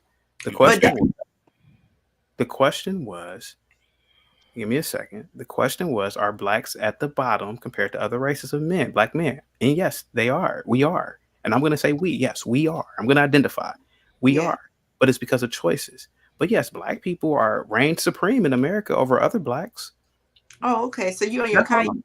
That's all. No, it's not about that. I mean, no, you good. You good. Because there's like, I fuck with Kanye. And there's some stuff that you said that I fuck with too. Like when you were speaking about like this being one of the better countries. I think there was another show that I was speaking on about like economics. And I kind of shared some of that opinion as well. So, but I'm just saying, like, for you to say, we're at the bottom for those reasons because it's choice. I just personally, I don't agree with that. I think that there were things put in place to make sure that we don't progress to certain levels. Yeah, you know what it's called? You know what it's called though, Comedian Q? It's called smoking weed and being lazy. No, that's what it's called. Because no, it's not. It's not. Ma'am. It's not. Ma'am. Dude, this is okay, America. let me ask you this. What generation of nigga, since you finally identified, right? What generation of nigga are you here in this country? Ma'am, I refuse to answer that question because I'm going to tell you why. Motherfucker. You are not being exploited. You have every opportunity to be anything you want to be in this country. There's nothing stopping you from being a medical doctor. There's going to be a doctor shortage by 2030. You should look that up. Nothing stopping you from being a goddamn petroleum engineer. Nothing stopping you, ma'am, from starting your own business and becoming a millionaire. There are over 1 million black people in this country that have a net worth over $1 million, ma'am. Ma'am, there are no obstacles in front of you. The only obstacle is weed smoking and TV watching. That's the only obstacle in America. You are wealthy compared to almost everybody on the planet, ma'am. You're living way better than give me a second. There's at least 2 individuals on this panel that's never smoking weed a day in their lives. You keep bringing that shit up. Okay, hold on for a second. We're talking about blacks overall, sir. Blacks overall smoke weed and drink alcohol. Let's stop the cap. And watch a lot of goddamn TV, sir. Stop it. Stop it. Where are you from? I'm from where are you from? I'm an American, sir. So I'm from a place where people live. But hold on for a second. You grew up in Ohio. You're American. I'm from a place where people live, sir. It has nothing to, I don't have to say where I'm from, sir. I'm an American. Where you from, bro? You said that yesterday. Sir, Ohio, right? I'm from Ohio. Yeah, you from Ohio? Come on, don't hide. Can I answer the young lady's question? Ohio, Nigeria? Like what? I'm an Ohio American, sir. Can I answer her question real quick? There are no obstacles, man. Stop smoking the weed. Throw away the TV. Stop looking at stupid YouTube videos. Not just you, but most people. Study, ma'am. Study the trades. Study science. That's how you prevail in this country. There is no white man saying, stop, Negro, stop. You can't get in here. Let me tell you something real quick. When I was in college, I went to a beautiful, historically white college. The dumb Negroes, including myself, we will be in the African Studies department all day, talking. We will be in the student center, clowning around. But when you walk past the mathematics building, guess who was coming in and out? It was the Asian kids. Right. Ma'am, it's about priorities in this country. And All I'm saying is that if black people are downtrodden, it's by choice. It's not by the white man. There was no white man in front of the mathematics building saying, "Come on, chaotic, keep walking, nigga. You can't get in here." It was nothing that. No, go ahead. So let me ask you. Now then, I beg your pardon, man. You're a millionaire right now. You're just on this platform tonight. Are you crazy? You think if I was a millionaire, I'd be on this platform? No offense, but this might be risky. No, I'll be on the platform. I would be on the platform. I rock with you. What'd you say, sir? Wow. What's stopping you from being a millionaire then? No. Let me ask I don't work. I don't work hard enough. I haven't worked hard enough to become. Well, hold on, chaotic. Remember, most millionaires, their money is in assets, right? Mm-hmm. So people qualify as a millionaire based on houses they own, so on and so forth. Of course, yeah. So I don't mean it's liquid. Yeah. No, yeah. But I'm just saying to clarify. So, like, some of us might be pretty close. Yeah, but, of course. So, in terms of the conversation, I want to ask you guys: is the system at this juncture holding us back?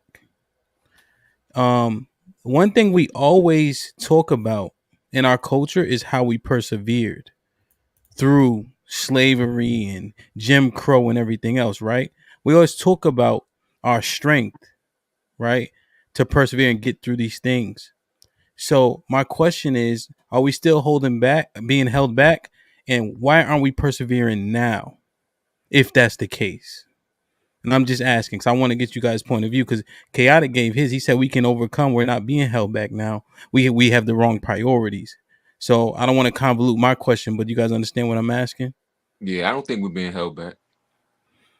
Okay. With just take away like all the bullshit name calling and extracurricular activities that Mr. Chaotic say that the black man does at his leisure.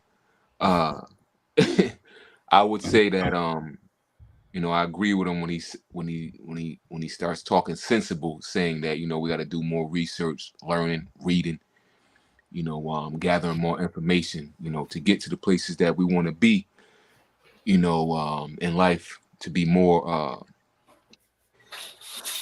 just to be more successful. You know what I'm saying? So just the lack of information and the lack of knowledge that's on self. You know what I'm saying? Because you can go out there and do the work. You can go out there and study or learn a trade or see what you have to do to become more financially responsible and so on and so forth, to even become or to get to that level of being a millionaire, if that's the limit you're trying to reach or obtain. You know what I'm saying? So yeah, nothing's holding us back. That shit is all on self. And that's a fact. Okay. Mr. White, go ahead. Yeah, I agree. Like I said before, chaotic. 98% of the time, I rock with everything you saying. You know what I'm saying? Fire. So I definitely think the bigger issue is us with our choices, with our discipline, and things like that. Like that matters. You know what I'm saying? I think we have more opportunities now than we ever had. You know what I'm saying? So I'm with Mr. Chaotic on that. Okay. And I want to get a answer from everybody on this one, if y'all don't mind. Chief, you off mute. Go ahead. What was the question? It's not that the ranking thing is right. No. Does anybody, Q, you remember the question? And then Chief can respond after you respond. Yeah. Are we being back? Yeah, and I'm just saying, because we always talk about how strong we are and how we persevere. So if we're still being held back now, why aren't we pushing through that? As a collective, I think we're behind the eight. As a collective, I think we're behind the eight ball. But individually, like my man said, you're right. We have to aspire to do, want, and be better, and then it's just a matter of getting it done. But do you think we're being held back still? I don't. Systemically, plenty of opportunity out there. I think collectively, we just need to get together and decide to do it. Go ahead, Q. Yeah, I disagree. I think we are. I think that, and the only thing that I'm thinking of in my mind is Black Wall Street. Like, Niggas is like, oh, if we just put all these collective efforts together in this country, you're not gonna see that. America is not really gonna fuck with niggas being at the top. So that's just my opinion based on my observations in this country and my anecdotal experiences. But y'all go ahead. So can I ask you a question? No, CC, hold on. Oh, okay, sorry. Okay, so you think so you think there's still a ceiling up there, Q? Hell yeah. They're only gonna let us get so far. And I stand on it. Oh, you standing on the ceiling too? Okay, I can dig it. Chef, answer that question for me. Chef. You on mute. What it do? Chef got an iPhone. I just saw it. I just saw his iPhone, by the way. I saw his iPhone. I saw it. Which one is it? The 14? Keep it real. Yes. That's a 13. I mentioned coltan earlier. What are you talking about? No, I know you did. I just want to point that out. Don't derail him. I want to get an answer. I don't want to derail him. Go ahead, Chef. Answer the question. Yeah, I know you're paying attention. No, I was paying attention. Pardon me. I missed the question. I was listening to Q speak. So what you think? Now I was asking to repeat the question. Oh. Bruh. All right. Do you think we're still being held back? No, Cap. Put your hand down. You didn't listen in school either. See, your ass was jumping around too. Yeah, now that's true. All right, you can jump in. I just want to get Chef and Russ. I think white supremacy is still an active thing. I think there's more of a passive aggressive white supremacy, which it always has been. There's always some stupid shit that white people are doing. Do I think that we're being held back? In large part, yes. In small quantities, no. I think if you actively push yourself, put yourself in a position to succeed. Everybody does not need to go to college or school to do their thing. There's a whole bunch of certificate programs, et cetera, that you can do and qualify for a hands-on position that will put you in the six-figure range. I got friends that are plumbers and all sorts of other positions making way more money than I do. So yeah, like it's really a matter of discipline. It's a matter of pushing yourself. I absolutely, as like I said, as a 12-year educator, understand what it is to have the right environment of adults as a kid growing up. So Chief's point earlier in regards to like being in a space where you have supportive people pushing you. Yeah, I don't think there's much that can hold you back, but I can't deny that that's not the case large scale for most of us.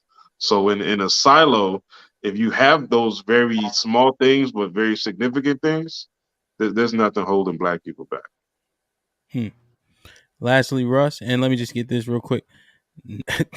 Nuts hanging low with the $2 super chat. CT is fluent in English and facts. 100. Go ahead, Russ. Yeah, I'll be brief.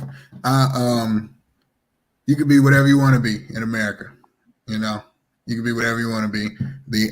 So all the resources are available. I do think, there are some gatekeeping, if you will. I don't think everyone's always as open with the information as they should be. But in the same breath, all the information is out there. You can go seek it out on your own if you want to. Word. Yeah, just, and I you guys, because I had one answer as you guys talked. I think I have another answer now. So for myself, I've been doing very well, right?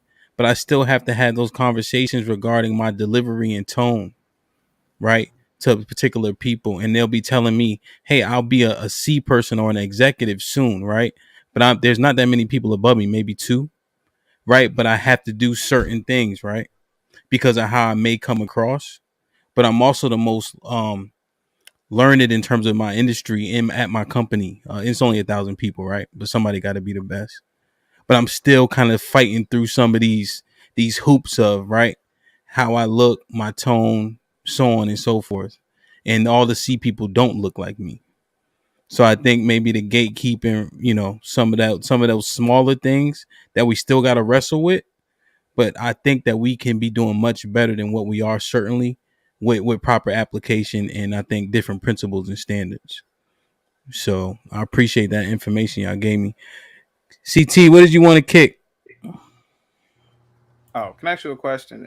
And this is gonna be very, very. It's a sensitive question because I'm knocking on wood.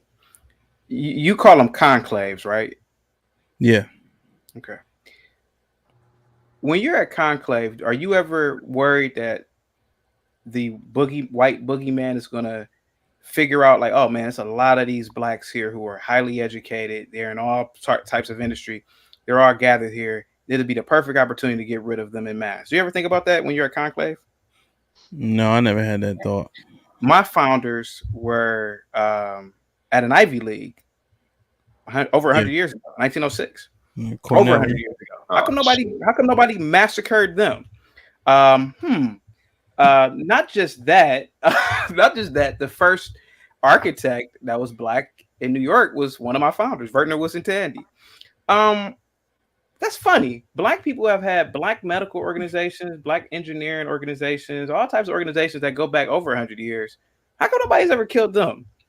Yeah, Black Wall Street may have gotten burned down, but the Japanese were interned for 2 or 3 years during the war. So other groups of people have been subjugated as well. But at the same time, Black Wall Street was happening. Blacks had cities and towns. Hell, there were blacks. You could argue that there were a lot of millionaires who lived in Harlem. Then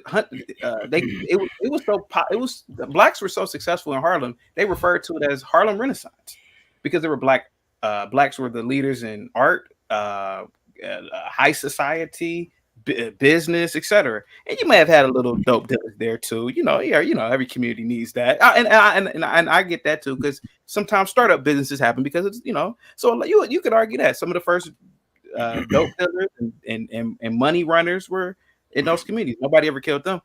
We use Black Wall Street because we are afraid to work. Yes, things do happen. I'll admit that all day. But if they really wanted to destroy black achievement, they would do it at alpha conventions, Jack and Jill conventions. They would do it. And I hate to say it like that because I never want this to happen. I never want to put that out in the universe. But they would just do it. Black people have law firms. They have advertising firms. Nobody's the black man winning in America. But comedian, maybe I shouldn't ask that question. Never mind. No, I can see where you're going with it. And my whole thing is this: to imply that, if we all work together, is your implication that if we all work together, we could be at their level or higher in this country?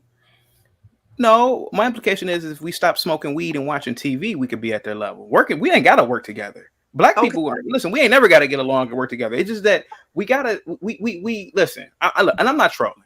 We spend a lot of time, and we could even argue most Americans have gotten into this. There are studies on children not having long attention spans, and it ain't just black children, it's white children, because of TikTok. There have been studies even about the detriments of other social media platforms. If we put these platforms down and started studying, we could be like what the Chinese are. The Chinese, man, they're kicking our asses, man, on certain things right now. And I'm scared. So what I'm saying is that we don't have to work together. Me and this might be risky. Don't have to form a business together.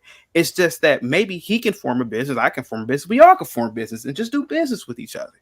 I try my best to go to black restaurants. I try my best to put money in black people's pocket before anybody else, because I believe that. So yeah, we don't got to work together. We just got to do business with each other. Keep the dollar in our community. Right. So you think there's an opportunity for black people to thrive in America? Yes, you're doing it now.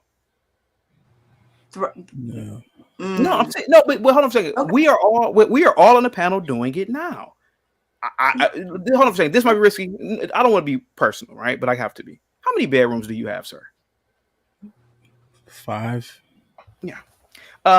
Do me a favor. Ask the average Liberian how many bedrooms they have, or ask the average Chinese when they come over here. How many bedrooms do you have in China? I bet you they say, you had a bedroom? Yeah, sir. We are wealthy already. We're living in wealth in America. Like, that's what's so crazy about it. We're living in wealth. Go ahead. Is that under the premise of America's debt, or America's bread and butter, which is debt? Is him in debt to a bank to be able to have that? Ma'am. Or does he just have it because he's so rich and wealthy and free in this country? Ma'am, you are Okay, Comedian Q. Can I ask you this question? my And, nigga, I want to be very respectful. No, because we gotta Are be you? honest. I want to be very respectful real audience. quick. I want to be very respectful. Are you a part of the rainbow community? Am I part of the what? Are you a part of the rainbow community? No, I'm not. Okay. The same way you don't identify as a nigga, I don't identify as a part of the LGBTQ, whatever it is. Okay. I didn't know. I'm just asking the question because there's a reason why. Well, I guess hold on, CT. So, Q, how should that question be properly asked? Because I know you don't subscribe to all that shit. He asked it, I answered it. If you asking if I'm gay, yeah. Okay. You said something very interesting. The very same black people that you're trying to big up, you couldn't be gay in any African country. But guess what? I don't give a fuck because I'm a part of you that. Are free to, ma'am. That's just being a thing that's not spoken of. I'm not trying to, ma'am. I'm not trying to argue with you. I'm just saying that you have freedoms here in this beautiful country that literally can get you killed in a lot of African countries, and those are facts. I did a story on that the other day.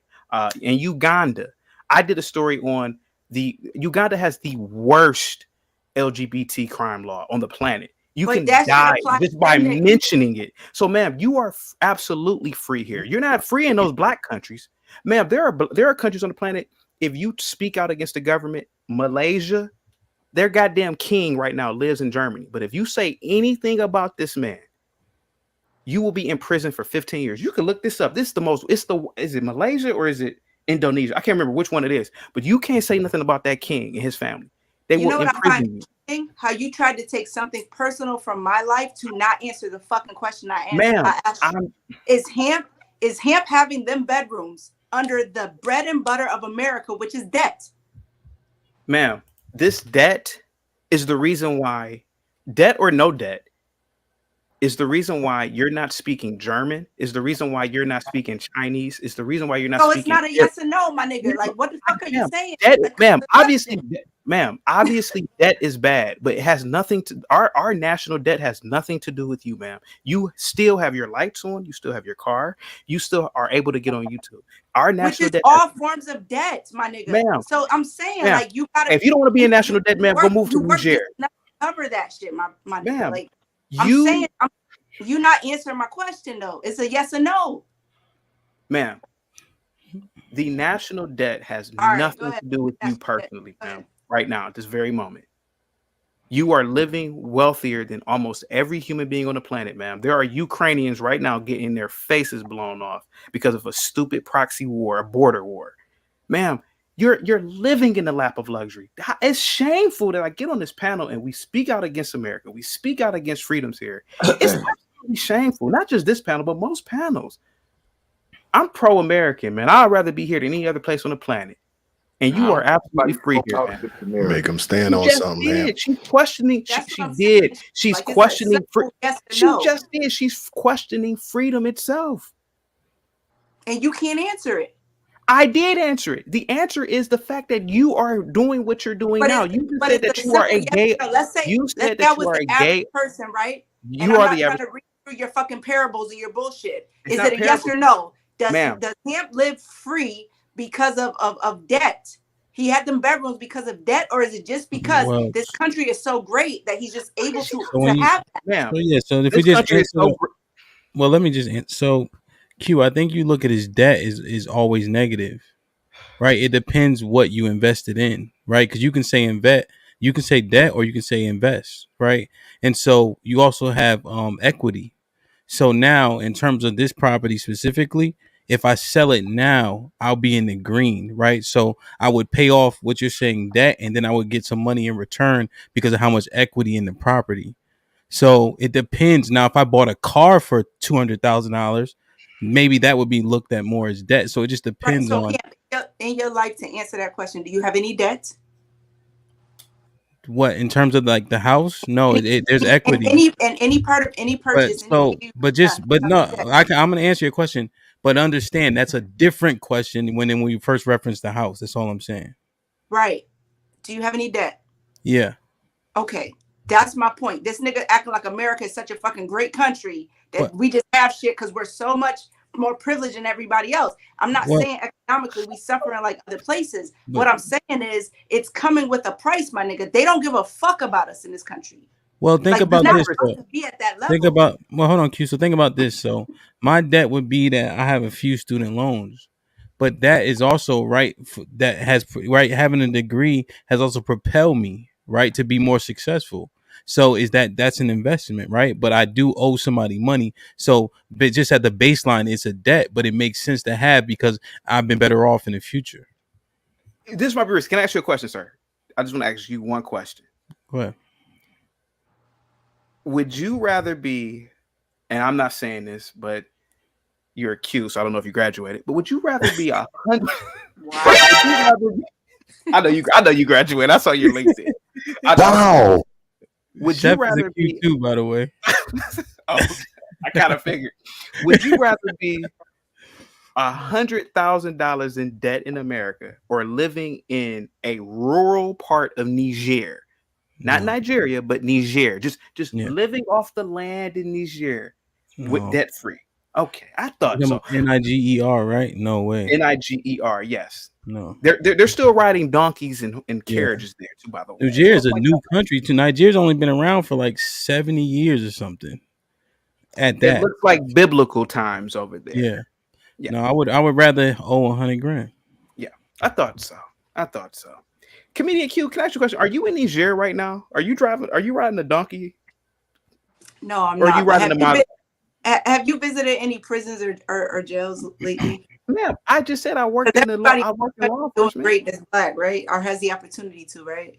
They're in prison because they committed crimes, ma'am. They're criminals. That's why they're in prison. We're doing real shit, but ma'am, they're in prison because they're in prison because they're criminals. Ma'am, they're in prison because they're criminals. Right. And if they weren't in prison, and who makes these laws and what are they made? Who are they made for? Ma'am, no offense to you, and I'm going to be very graphic. Thank God that we have prisons in America, ma'am. Again, you don't answer questions. Okay, so I'm good. Do you think that these people without prison, man, will just? I'm good on you. Go ahead.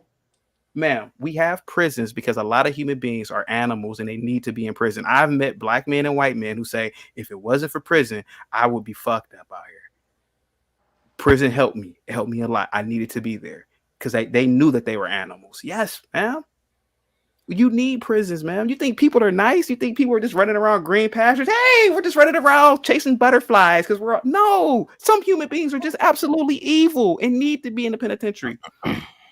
We create prisons, man, because we don't want people to attack you, an 89, 90-pound black woman. That's why. Because you don't listen well. You didn't hear what the fuck I was talking about. I'm not speaking none of that. But you go ahead. were asking about freedoms, and ma'am, you talked about freedoms, right? This man is absolutely free, and you're absolutely free in America. You couldn't be gay in Uganda. You couldn't be gay in Nigeria. Right, but here's the thing that you don't understand. See, that's what I'm saying. You were going there with an intention of making a stupid ass point. I said, I'm one of them people that, there's gay freedom in this country, right? But I'm good with being the auntie that it's like, yo, I know my auntie gay, but she ain't never talked about it. I'm not that motherfucker. You don't know shit about me, bro. I'm not saying anything about you talking to anybody about your sexual. No, man. I'm just saying you asked that to make a point. Ma'am, no, I did not. I'm telling you that you have freedoms in this country that you do not have in other countries. Okay, so what are my freedoms as a gay woman? What, ma'am? Did you just not hear what I just said, ma'am? And you're free to be gay. That's the whole thing. You're not free to be gay in Uganda. In what sense? Ma'am, in what sense? Okay, how about this? Go to Uganda and tell me what happens to you. They will imprison you, man. In what sense? So, like, if you're saying I'm speaking about it, I'm having rainbows on my fucking social media. That's the freedom of it.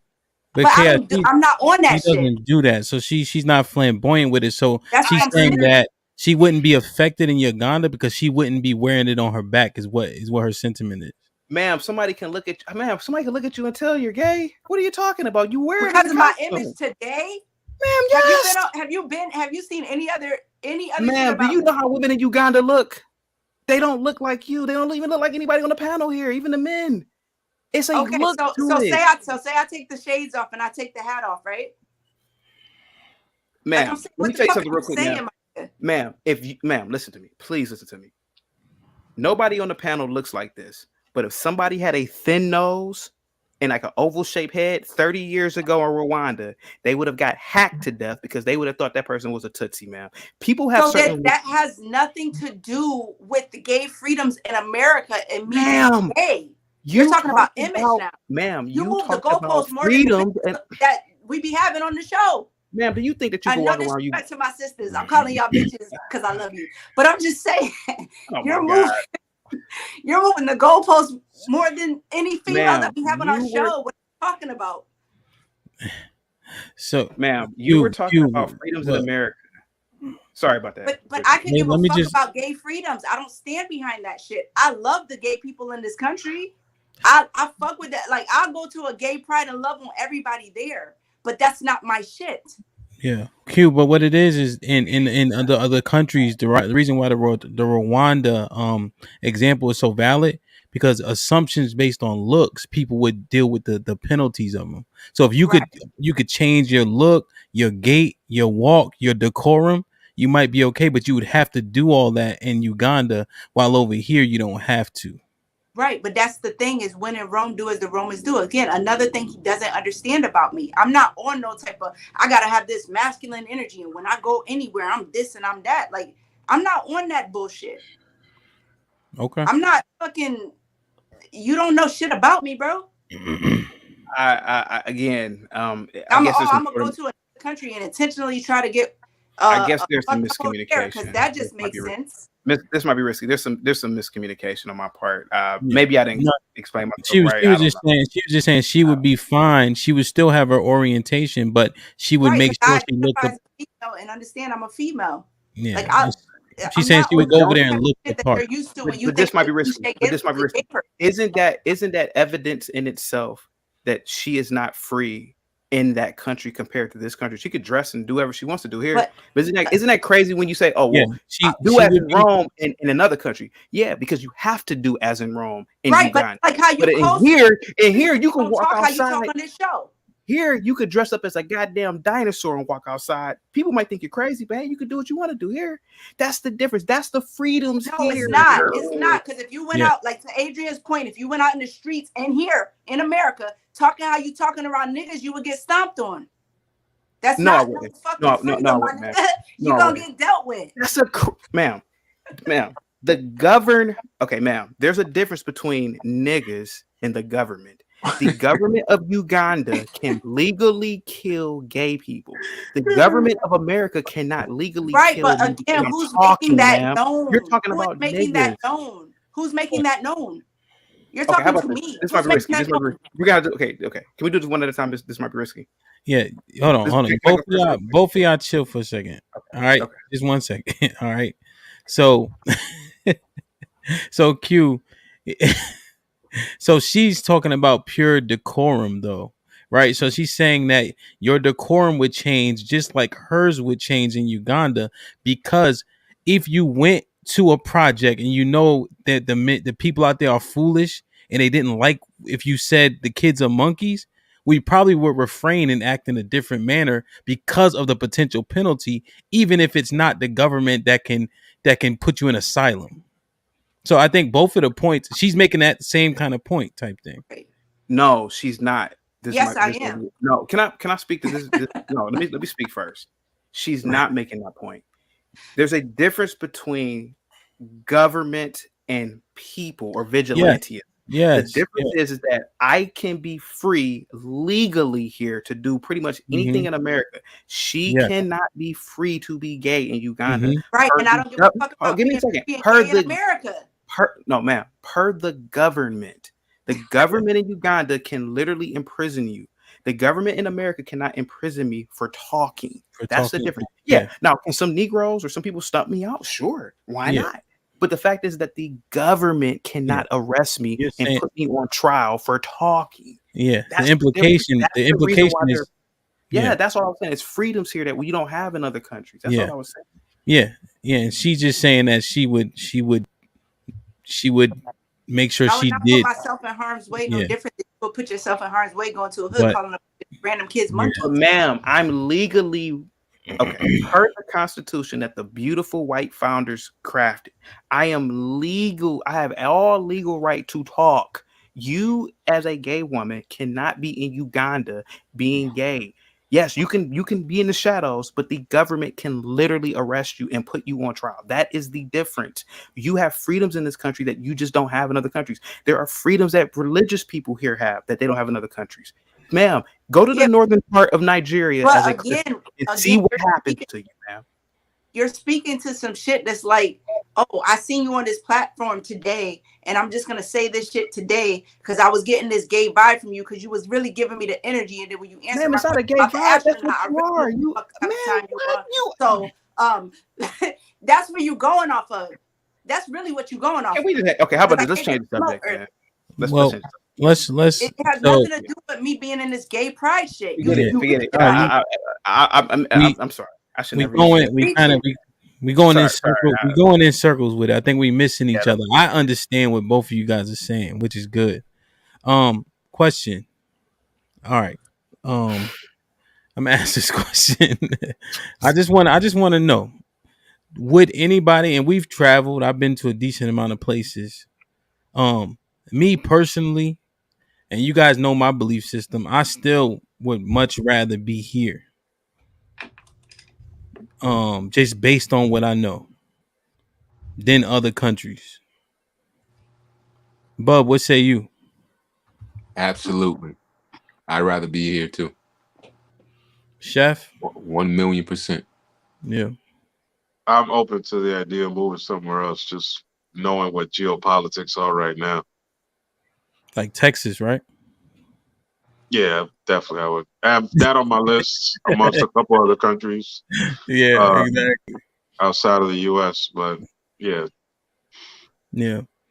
What's up? What you think, Russ? I'd want to stay in America. I've lived abroad before, but I would want to be here. Where you was at? Germany. Word. Yeah. Chief? Can I bring my people with me? Your kids? Yeah. Yeah, I wouldn't mind. I'd bounce. If I could take my loved ones with me, we jump ship for sure. Where would you head? I don't know. I like overseas. I've been to London. I like London. I thought London was real dope. Atmosphere was cool out there. You know what I'm saying? I could take my people over there and live and thrive. Mm-hmm. Yeah, and does it have like a similar first world feel to it? Yeah, I'd say so, from my experience. But I was there in the height of like some real dope shit, so I got to experience, I guess, the better part of it. Mm-hmm. But they kind of live similarly. So yeah, I'd say so. Yeah. Okay. Cool, Mr. White. Man, I'm trying to move down under. You know what I'm saying? Australia. And take the fan with me. Stay down under. Nah. This right now, I'm good where I'm at. This is the best private living situation for me and the family at this time. So you faded out. You say yeah. Oh yeah. I'm America all day. What you think, Q? I mean, just based on what I feel, I see through the media, which is like, ugh. But yeah, I mean, this is all that I know. Call it a comfort zone, but I fuck with America. Word. Chaotic, you going anywhere? I would love to give an answer by singing Aaron Lewis's "Proud to Be American," but in the interest of time, I won't do that. America is the greatest country. America is the greatest country on the planet. I would, visit other places. There's nothing wrong with visiting other places, but America is. I mean, it's like literally, it's like the roads are made of gold and the trees are made of honey here. My God, the opportunity here is incredible. I wouldn't want to live anywhere else, man. How you spin that, Chaotic? It's yes and no. How you spin that? I mean, are the streets not made of gold here? I mean, what are we talking about? Are the trees not made of honey? Put him in a fucking bed and get him out of here. Come on. Here, hold on for a second. Somebody mentioned crackheads. That is a choice to smoke crack. Yeah, but where do they sleep? In the streets, and That they're has not paid nothing them to for do. honey and That has gold and nothing. shit. Listen, if you choose to be a dope fiend in America, that's on you. I didn't choose to be a But they dope live fiend. in the streets that you're That's so on them. colorfully painting. Hey, listen, that's on them. All I can say is that the streets here are made of gold and the trees have honey in them. Go ahead, guys. So the crackheads have gold over them? Sir, again, being a crackhead is a choice. Okay? That's a choice. You don't have to be a crackhead in America. That's the truth, man. You You don't need a have to be a sitcom, man. This has been so entertaining. The streets ain't made of gold, but I like it here. Okay, how about this? If the streets are made of gold, this may be risky. Do me a favor, pull up a video of Monrovia, Liberia, and let's compare the streets. You don't really have to do it, but anybody in the chat, just pull up the streets, see, and you'll see what I'm talking about. Interesting. Like, share, subscribe, tell a friend, and tell a friend. Hit that like button right now if you can. It helps the channel the most. All right. First off, shout out to Chaotic. He got a new channel, Chaotic Reacts. Chaotic the Truth. Wait, what is it? Chaotic the Truth. It's just Live. Chaotic. It's just an upload channel that I'm trying to get going. But yeah. What's the original channel? Just so I can plug it. Chaotic Truth Live. Yeah. Chaotic Truth Live. Stream every day, a bunch of different topics, diverse panels and all that. So I recommend you hit the subscribe button on that for sure. I'll definitely tag him in the description. Any final, before we hit the final thoughts, anybody have a question based on what they saw yesterday, based on what they heard today that they would like to get an answer for? And we're gonna keep him to a 1 minute answer because this nigga's wind is fucking long. Y'all good? Y'all got all y'all shit off? Yo, we ain't getting shit that we want out of Chaotic, so right.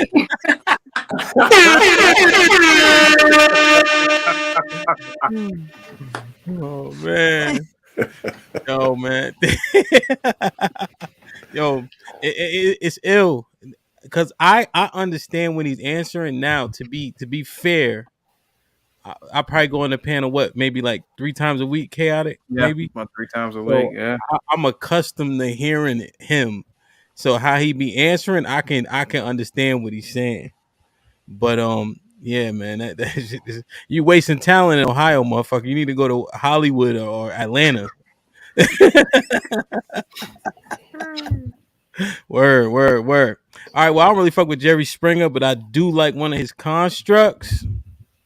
Chef, final thought.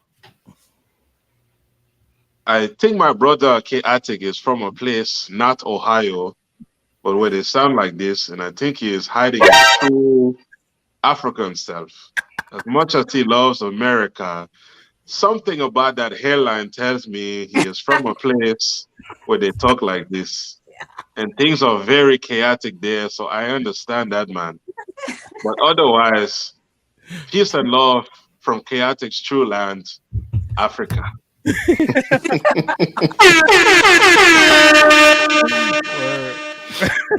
Russ? Hey man, this is just further proof. Everybody has a community. If you search long enough, you will find like-minded individuals on the internet. You do have the freedom to think how you want, express yourself how you want. Just be prepared for whatever consequences come with that. Freedom of speech is not freedom of consequence. And I just want to say, black children are not monkeys, no matter how they behaving. Word. Bub? Everybody that tuned in tonight, thank you. The thoughts and views that were displayed for about 2 hours were the thoughts and views of Chaotic and Chaotic only. All right. So I'm gonna spin the block and just say choose your own path, man. That's my shit. Let's get it. Word. Mr. White? Yo, Bub was speaking French. What that mean? Oh, I don't even know what that means. Dang, my wife gone. I missed the wife. I don't know what to do, man. You know what I'm saying? Podcast was fire. Mr. Chaotic, fire. A lot of points, y'all. Let's not make sure we just throw everything out just because he, was all over the place, here and there. Definitely kids are not monkeys. I forgot to talk about that queen stuff, right? Like black women definitely are queens, and it doesn't mean that we are serving them as gods. Like we gods too. You know what I'm saying? So there's nothing wrong with acknowledging our counterpart. as being a queen or as a god, as well. Yeah, man, I really enjoyed myself tonight, yo. That's it. Word. Q. Yeah, I want to say shout out to our audience for tuning in. Shout out to Chaotic for joining us. We appreciate you. Shout out to Adrian wearing the shirt, yo. I see you. And Shit like that, shit like that, shit like that, shit like that, shit like that. And Chaotic, use a nigga.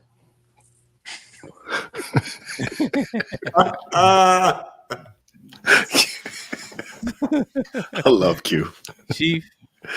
Yo, wise man told me a long time ago to find something you're passionate about, become great at it, and get people to pay you for it. This nigga has found his lane and stayed in character the whole fucking time, and it is impressive as shit. The internet is a place for everybody, and my man has found his lane, and he's going to ride that wave until the fucking wheels fall off, and I gotta salute him for that. Lastly, stand on what you say in the presence of those you said it in with the same energy you said it. Word. CT. How much time do I have? I'm watching you, nigga. Go ahead. Character or not, you blacks should be ashamed of yourself. You sit up here, talk about white supremacy, you talk about oppression, all the while you live in the very same country and benefit off the very same industries that whites run, supposedly. Someone mentioned on the panel about whites conquering people. Well, you have no problem with walking on the very same ground that conquered people were exterminated on, talking about the Native American. You have no quorums with being proud to live in America, but you say all these great things about black people. Why not live in Africa? Why not live in the Black Islands? Then you say that I'm in character. Well, if I am in character, there's some sort of truth to what I'm saying because of reactions. Many of you blacks live in 5-bedroom homes. No, not really talking about you. This might be risky. You're driving Maseratis, you're driving Benzes, you're wearing $200 and $300 outfits every damn day, wearing Jordans. But somehow you're oppressed. You make 20, sometimes 30 times more daily than most people on the planet make in a month. But somehow you're oppressed. Then when I say you're free to do anything you want in this country, you argue with me. You see, instead of laughing at me and thinking I'm trolling and thinking this is a goddamn character, listen to what I'm saying. Prove me wrong on anything that I say. Some of the things that I say are correct. Now, is it offensive to call children monkeys? That's up for the purview of the person listening. But the fact of the matter is that why does that bother you so much? Maybe they are. Maybe there's something deep down inside that says maybe he's right, and that gets me upset. I bet if I called Chinese kids monkeys, nobody would bat an eye. I bet if I called Japanese kids monkeys, nobody would bat an eye, because that would make no sense to them. But why does that offend you? Maybe there's some truth to it. And a lot of times people get offended when you start telling them the truth about themselves. You ever notice fat people get upset when you call them fat? Well, 2 minutes ago, they were just saying that, hey, man, everybody's body is cool. But why are you getting upset? Because you really are ashamed of being fat. That's why you reacted a certain way. Maybe one of you guys have children or cousins, nieces that act like that. And maybe you're upset because deep down, you don't have to do it. Maybe, just give me a second. Maybe because some deep down inside is he talking about me? Is he talking about my family? I think that's what it is a lot of times with people. You see, I'm about correcting and fixing the problem. A lot of you Negroes smoke weed. A lot of you Negroes watch a lot of TV. A lot of you Negroes litter and loiter. And if I say something about it, I don't want to be met with that don't happen. We do it because of white supremacy. Just stop doing it. Stop calling me an Uncle Tom and an Uncle Ruckus because I point out niggardry in the community. Go to Google Maps for me. Type in any city in Japan and tell me if you could find a lollipop rapper on the street. Singapore is the same way. It's because they've corrected that primitive nonsense. That's not me being an Uncle Tom. It's not me being a troll. It's me speaking facts. Do they call their women queens in Singapore? I don't think so. Does a Chinese man call his wife a queen? I don't think so. Do Chinese teachers beat the shit out of those students if they get out of line? I do think so. We got to stop being afraid as black people of the truth. If there was I'm about to conclude it real quick. You see, the black race needs a leader like me. See, if I was the mayor, if I was the mayor of a hold on for a second. If I was the mayor of a city, it will be a big billboard of me with a dictator photo that says, "Stop littering, Negroes." See, I know this would work because a lot of people will look at that billboard every time they think about littering and say, "I'm gonna prove that nigga wrong. I'm gonna throw it in the trash." See, things like that work for some reason. Salute to you guys. Positivity is coming your way. Go ahead, sir. Appreciate you. Go ahead. Man, we appreciate it. Would never follow this nigga. I think the monkey thing has some historical implications. What are the historical implications? Just being called monkeys during those times, Jim Crow and slavery, and even after. So, what year were you born in, sir? No, hold on, let me give his final thought. You can't why you giving his final thought. So, go ahead. Yeah, I've been being nice the last 2 days. I hope y'all commend me for that. I've been being nice. So, but I think well, and also I'm kind of addressing what he said. And yeah, I was born in 85, but that's why I had said historical implications, right? So people know that we were called that, and therefore they take high offense to it, regardless if it's warranted or not. You know what I mean? It's interesting. So there's a particular book I read. One of the things it says is open rebuke is better than secret love. And I much prefer that somebody be upfront and honest with me and tell me how they really feel than smile in my face and it be some other shit. Another thing it says is rebuke one person in front of everybody so everybody else can get the message. I'm not that person that gonna take you in the office and say, "Hey, you didn't do your time clock." I'm gonna yell it in the warehouse. "Hey, John, you didn't do your time clock," and there's 30 other people. So guess what? Everybody will start doing. Oh shit, let me do my time clock. So those two things I much prefer, and I think we do need a little bit more of that. So I think we misunderstand what love can look like. So if CT is indeed not trolling, right, and the points that you agree with, even if they may be harsh or come off in a different way, do we need to heed them or at least consider them, take them back to the drawing board, right? And then see if we can implement them. If we can't, fine. Don't put them on your drawing board, but at least write them up there and then assess. You know what I mean? But yeah, man, the hell with CT, man. I appreciate you, though. Listen, like, share, subscribe. Tell a friend to tell a friend. And we out.